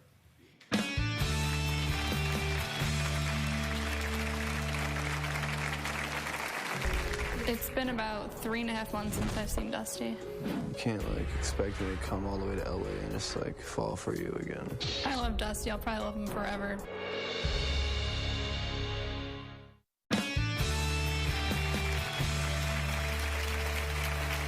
Well, we are bringing back guests that many of you consider to be our most difficult, including 18-year-old Chloe, who stomped off this stage during a show called Teens Obsessed with Love. Because her mom thought she was obsessed with a guy named Dusty. She said, no, I'm not obsessed. I asked her some questions, and she lied. She admits now that she lied about this boy named Dusty. Now, Chloe hasn't seen Dusty since she left her parents' house and moved 1,000 miles away until this week. And our cameras were rolling for their reunion, so here it is. When I got home, me and Dusty actually dated again probably in June for a good month, and it was the most serious we've probably been. And then he started cheating on me. Things got stressful because the other girl that I was seeing kind of got in the way. When that happened, I just told Dusty that I'm going to be done with him and move to Kansas. Of course, I missed him. I got my number changed, and then she ended up giving me this sob story, how she's so alone. So I gave her my number once, and then she, like, went overboard with it. She blew up my phone all night, texted me all the time. She had, like, 3 other numbers she was calling me on. I had her blocked. It gets really annoying. It's been about 3.5 months since I've seen Dusty. When I first saw him, it was just like I never left. Chloe is persistent at not giving up. You said you didn't have a girlfriend, and you're separated on Facebook, remember? You can't, like, expect me to come all the way to LA and just, like, fall for you again. I didn't say that.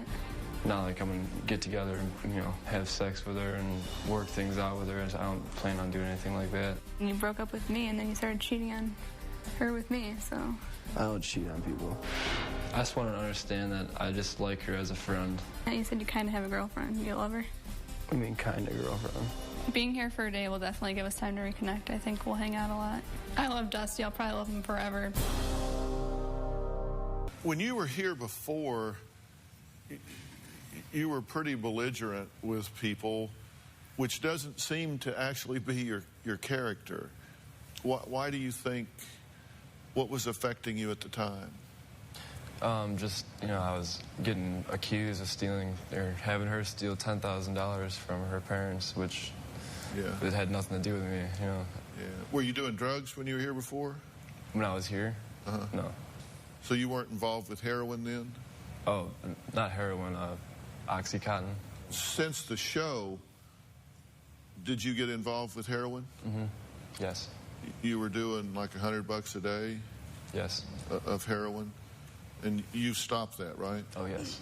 Okay. My good friend died over July 5th, yeah. That kind of changed a lot of perspective with me and drugs. He overdosed? Overdosed, yeah. People left him in someone's yard to die. That was kind of a wake-up call to you to not be messing with that stuff? Right. Well, really, I mean, that's dangerous stuff, and I'm glad that you're not doing that. You're in love with him? Yeah, I mean, I think so anyways. Yeah. Is she still after you pretty much? Yeah. I'm not trying to throw anyone under the bus like last time, you know. You've had to block her phone number so she can't call you? Yes. And you've got 2 phones, and you only gave her 1 number, right? Yes. Until yesterday when I found out he had 2 phones. So you squeezed that number out of him? Yeah. No, she just knew. It was one of my old ones, and she just... See, this is what I don't get. This is what nobody here gets, because we look at you, and you are just gorgeous, and you're intelligent, and you can be charming. You can be really not charming, but you can really be charming. And it seems to me that you can talk about flaws or fallacies with Dusty or whatever, but it does seem to me that at one level he's been pretty straight with you. Yeah. I mean, you've been pretty honest with her that you don't want a relationship, right? You don't see a future with her romantically, like getting married or whatever. True? I'm not really trying to have a relationship on my back. Yeah. And you have girlfriends, right? Yeah. You have, well, you know he has girlfriends because you crawled through his bedroom window when one of them was over there, correct? Well, I was dating him at the time, so I think I had a right. To crawl through his window? Well, you crawled through his window and she was there? yeah, well, I knew she was there because her car was outside, so... That's why you crawled through the window? Yeah, because she was laying there in his bed. I was like, I probably overreacted again. You wound up in jail for a variety of reasons, right? Yes. And did you write her a love letter from jail? Yes. And so as a result, you said, well, here, I got it in writing. Right? Yeah. What happened to that love letter? I don't have it anymore. What happened to it? Didn't you rip it up and chew it up and spit it back at her? Yes, I did. See, I'm getting these signs. I know. Okay, Chloe's parents said that she had a bad habit of stealing money and giving it to her boyfriend, something that she admitted sort of to a degree. Take a look. Are you giving him money? Occasionally I have. It's not like an everyday thing. Oh, I give Dusty money. That's what I do. I go to work to pay Dusty. No. Have you stolen money from your family? Yes. How much have you stolen? Probably $1,000. You haven't stolen $3,000? No. And you didn't steal the $10,000 that was missing from the desk in the barn? No. Okay, do you think she did? I definitely think that she did. First of all, the barn is not locked. Who keeps that much money in a desk in a barn? And then blames it on me. Well, it was there for an extremely short period of time. I would have just known about this money.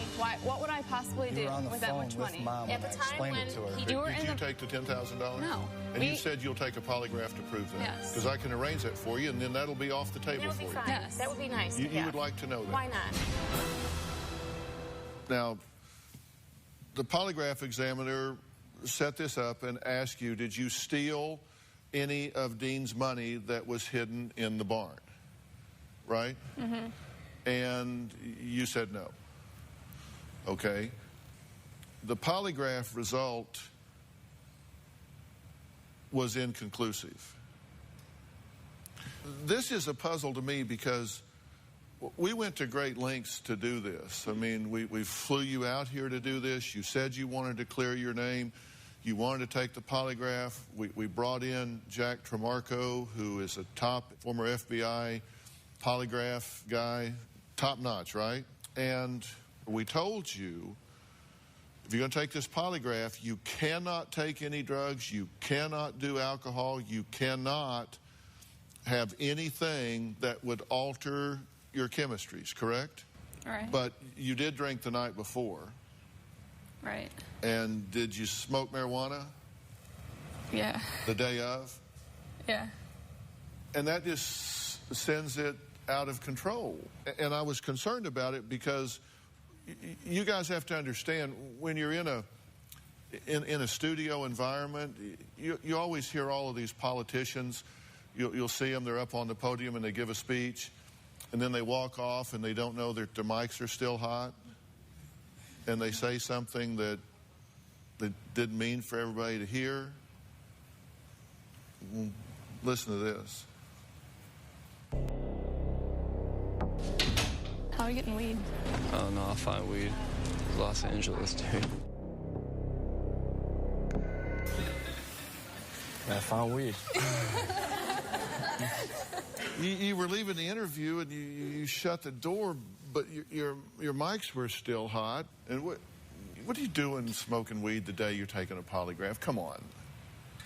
Why didn't he stop it then? Because he asked me, and why did he continue to? Because he was going to do everything he could to try to get a protocol. Is that why I took it like 10 times? To clear you, because the truth is he thinks you're telling the truth. He really does. He was doing everything he could. Well, he to did a try practice one, and it showed when I was lying, and he told me to lie on purpose. And well, of course. And you do it to get. He was trying to get every kind of reactivity, and if you take any kind of stimulant, depressant, anything at all, it invalidates the profile. He was hoping that he would get something that would help you here, because we're trying so much to help you here. We're trying to get to the truth. But our hope and prayer was that it would show that you did not take the money. So your parents could say, okay, wow, okay, we needed to know that. Now, there was something that did not come out on the last show, and I think it has to do with some of Chloe's anger. We're going to talk about that when we come back.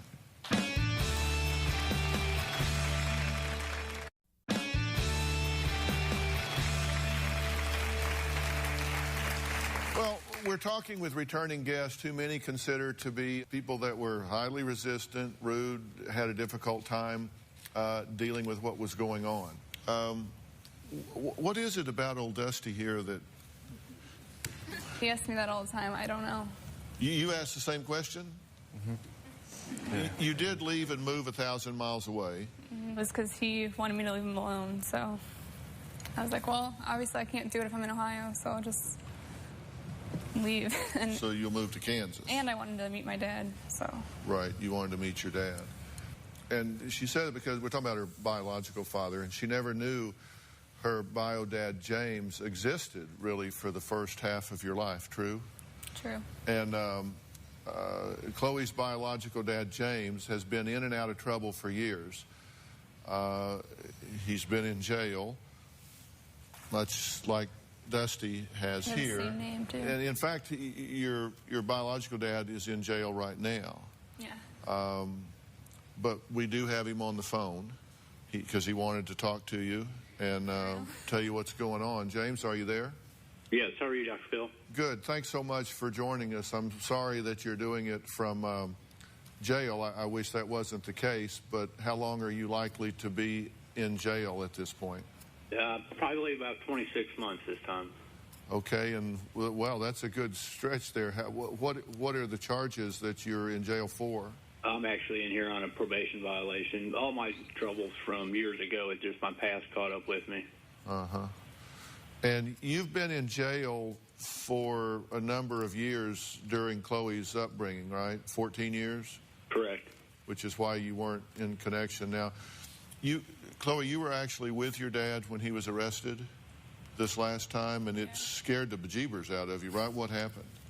I don't know. We were driving down the road, and all of a sudden, like 10 cop cars came at us at a gunpoint. So they had a gun pointed at you? Oh, yeah, and my dad. And handcuffed you? Mm-hmm. And because they didn't know who you were? I guess because I was just in the car with them. Okay, and when they found out who you were, what happened? They let you go. I mean, you didn't do anything wrong. No, they said they were sorry, and they told me how to get back. They gave me their numbers because I just moved up there. I didn't know how to get all the way back. Right. James, what do you want to see happen here? Well, Dr. Phill, ultimately, it's my wishes to see her go to school. I've told her that. When she first come down to Kansas, she really didn't want to go to school. School was fixing to be 3 weeks away. Chloe was very confused. We rushed her into school, and I think getting to know me, and it was a lot of chaos. And trying to get to know Chloe, it wasn't a good idea for her to go to school at that time, I don't believe. But we tried it, and it didn't work. Now, you don't know Dusty at all, right? I just know of Dusty. Uh-huh. And you know that he's had some conflict with the law himself. How do you feel about that? I don't feel very good about it. When Chloe came here, for me to get to know her, I was amazed because me and that girl are so much alike. We say a lot of the same things. Our behaviors, our hand movements, everything is very similar. And the fact that Dusty's so much like me and Chloe connected real well, but I don't really care, you know, which way Chloe goes in life as far as with Dusty I mean, she's going to do what she wants. I don't want to see her to end up like me. And, I mean, as much as I hate to say it, her seeing what happened to me is a good example of what happens when you go the wrong way in life. And I hope she learned something from that. I mean, it's sad to say, but I really do, because I would never want to see her go in the steps that I have. I have to step back and look at what your journey has been. I mean, here you've got a father that spent 14 of your 18 years in jail. You didn't know he existed for half your life. You reach out to him and go see him. You're driving down the street. He gets busted. You got a gun pointed at you, cuffs thrown on you. He's back in jail for over 2 years now. So that 14 years will now become 16 years out of 20 for you. You're living in a situation where your mother has married someone new, and they have a second family there, and everybody seems to just be peachy. And then, you know, here you are kind of on the periphery of all of this. Is that a fair assessment? Mm-hmm. But don't you get tired of fighting? Yeah. I mean, doesn't it really get tiresome? Mm-hmm. What do you want to do? I have no idea at this point. I would like to stay in Kansas, and I really don't think I want to go back to school. But you can't love your job at the jelly factory. No. I mean, seriously, that's not a career position, right? Right. But, you know, those days can turn into weeks, and weeks can turn into months, and then before you know it, you're getting your 5-year pin at the jelly factory. And, you know, really, you know, I mean, that's what happens. You kind of start surviving instead of striving, and next thing you know, it's slipping away. What do you want to see her do? Jelly's good and all, but I mean, I think she can do better in school, for sure. Do you miss your mother? Sometimes. But you fear you would get back into this? So you think you should stay in Kansas? Yeah. For right now, anyways. And you say you're confused and don't really know what to do at this point, but if I were to arrange for you to have someone there to talk to, you know, a professional that was just for you, nobody went but you, where you could sit down and kind of say, well, let me kind of sort some of this out, would that be of any interest to you? Probably not, honestly. Okay, that's okay. I think you have conducted yourself like a lady. I think you've been very honest with me and the questions I've had and the comments that I've made. And as a result, I'm very willing to try to help you in any way that I can. So if you want someone to talk to, at some point you tell me, I'll make it available. If you want to take that polygraph, again, we'll chalk that up to misunderstanding. I'll make that available to you. And, you know, we'll see if there's some basis for rebuilding this relationship with your family. If they owe you an apology, they need to give it to you. And so you think about those things and we'll go forward. Okay? Fair enough? Okay. All right, we're going to take a break. You remember Todd. He was a guy who faked his death pretending he drowned from an Alaskan crab boat accident. After that show, Todd left some very threatening voicemails. You're going to hear those next. We'll be right back.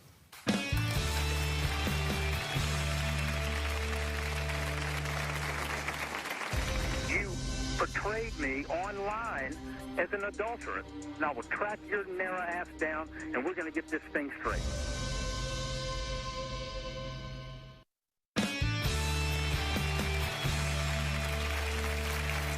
Well, you may remember Todd, one of my more, shall we say, creative guests. He spun quite a few tales on this stage, and so did his wife. Now, during the first show, his wife admitted that she embellished the truth about charges that sent him to jail for nearly a year. Take a look.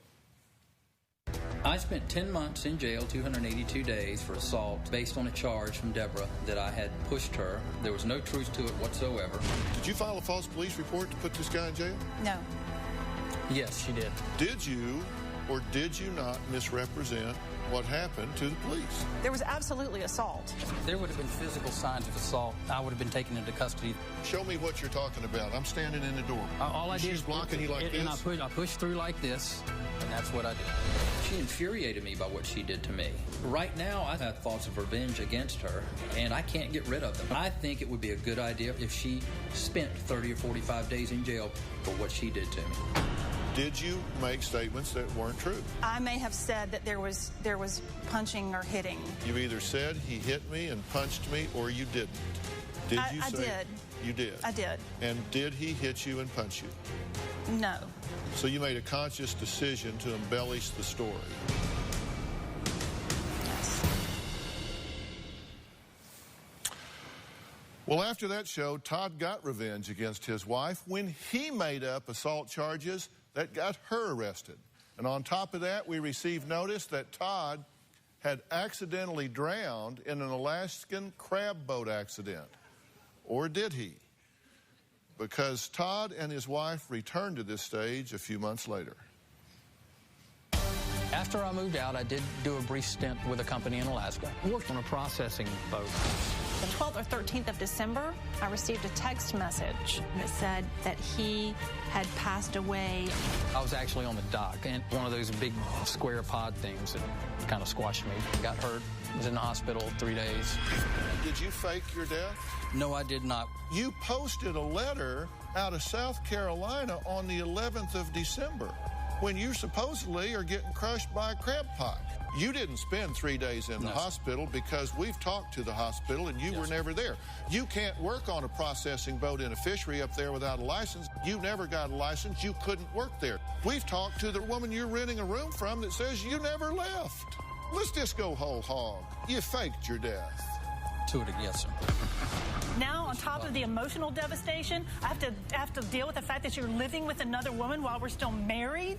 Deborah. Where does it stop with you, Todd? Where does it stop? Where does it end with you? I'm renting a room. She's an older lady. Yeah. We're not boyfriend, girlfriend. Yeah, I'm supposed to believe this because why? I don't know whether he has a romantic relationship with her or he's just renting a room. I don't know, but I do know she's on the phone. Have you had a romantic relationship with this man? No.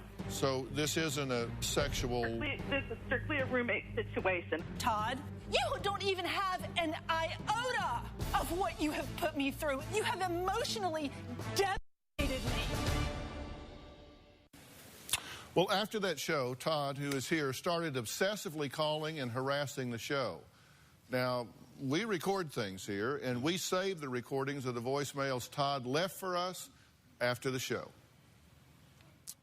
Hey, smartass, this is Todd. Give me a call, buddy.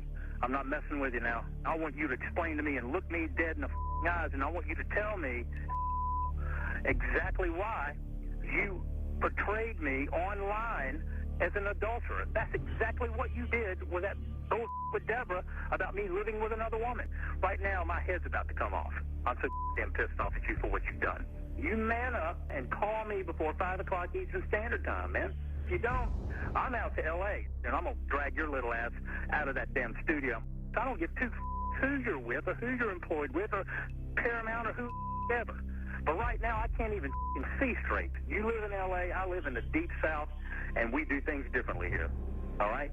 And I believe in retribution right here and right now. I swear to God, I'm coming out there this weekend, and I will track your narrow ass down, and we're going to get this thing straight. You're going to man up to this bull.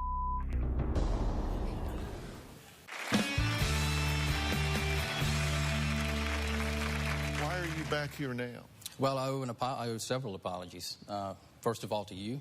You know, I wasted your time that last episode. I owe huge apologies to Phill and Alex, who have been fantastic to me every time I've been out here, and your audience and your viewers. You could have had, you know, I need to own up to everything you said that you were trying to get out of me was true. And like the young lady said when she was out here, when you're sitting, it's not an excuse, but when you have someone talking on the speaker and you have your cards and you're asking questions and it comes at you like a freight train. And it's not an excuse. You should just tell the truth and be done with it. Because I just wasted your time when you could have been helping someone else. It comes at you like a freight train if you're trying to sort out a bunch of lies. Correct. But if you're actually here and you say, Dr. Phill, I've written you a letter. I've asked for help. I'm coming here, and I'm going to tell you the truth so you can deal with the facts and help me with my life. Then it's not overwhelming at all. And, I do my homework. I mean, yes. I had checks and bank statements and security cameras of you standing at home when you were supposedly up here. Correct. Drowning on a crab boat. Yes, sir. Which was an amazingly creative lie. No, it was horrible. At the time it was concocted and executed. That's amazingly creative. I mean, where did that come from in your head? I had accepted a job in Alaska, and I had all my paperwork completed and sent in. That's where I came up with the idea of using that as an excuse. And to be honest with you, the months that she thought I was dead, they were the most peaceful months during the entire 2.5, 3 years that I'd ever had. Were you drinking when you made these calls threatening my staff members? Absolutely. When you write emails and you make long-distance phone calls that are interstate. Correct. And they're threats and terrorizing, that could be a federal crime. Absolutely. That was pointed out to me. Yeah, I would think. Because this is a book of the emails that you have written correct to us. And a lot of those are probably forwarded emails that I had received from her that I just for record most of these are from you. Yeah. We'll be right back.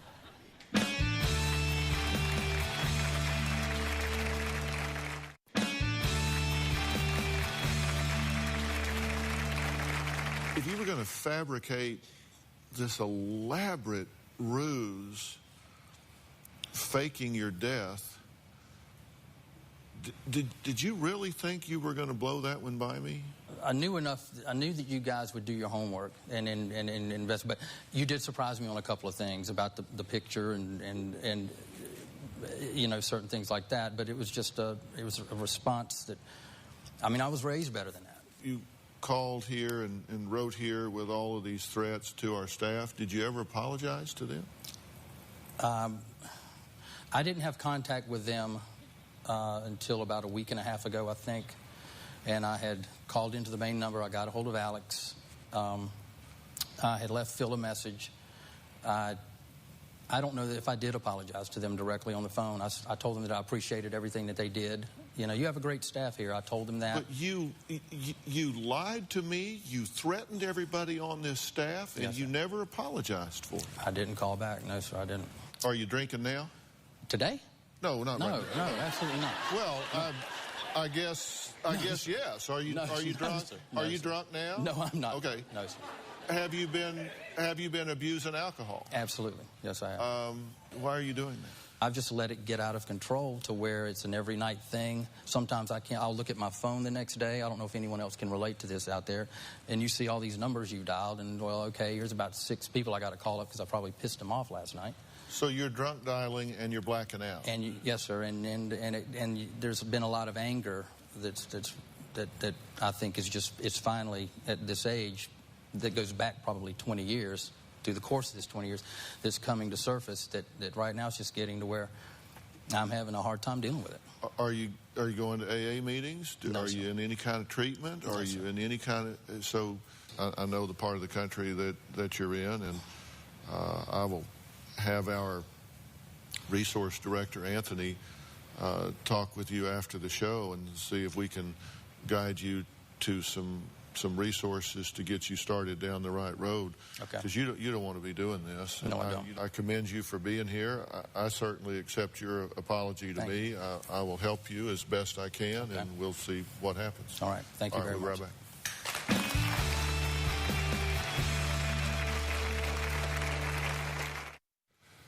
Well, I really want to thank our guests for coming back today. I think sometimes things that seem like a good idea at the time on reflection don't seem like such good ideas.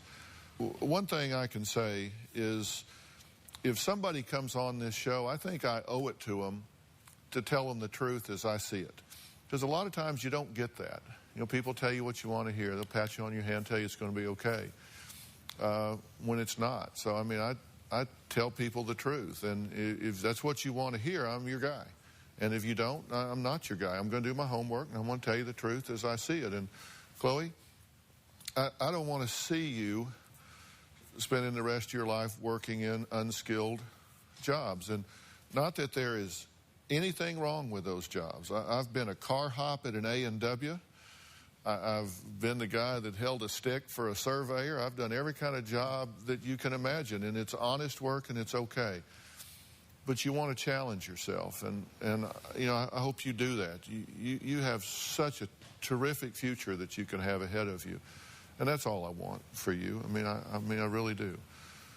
Be sure to check us out on drphil.com. You can find me on Facebook, you can find me on Twitter, and you can find me right here tomorrow. We'll see you. So long.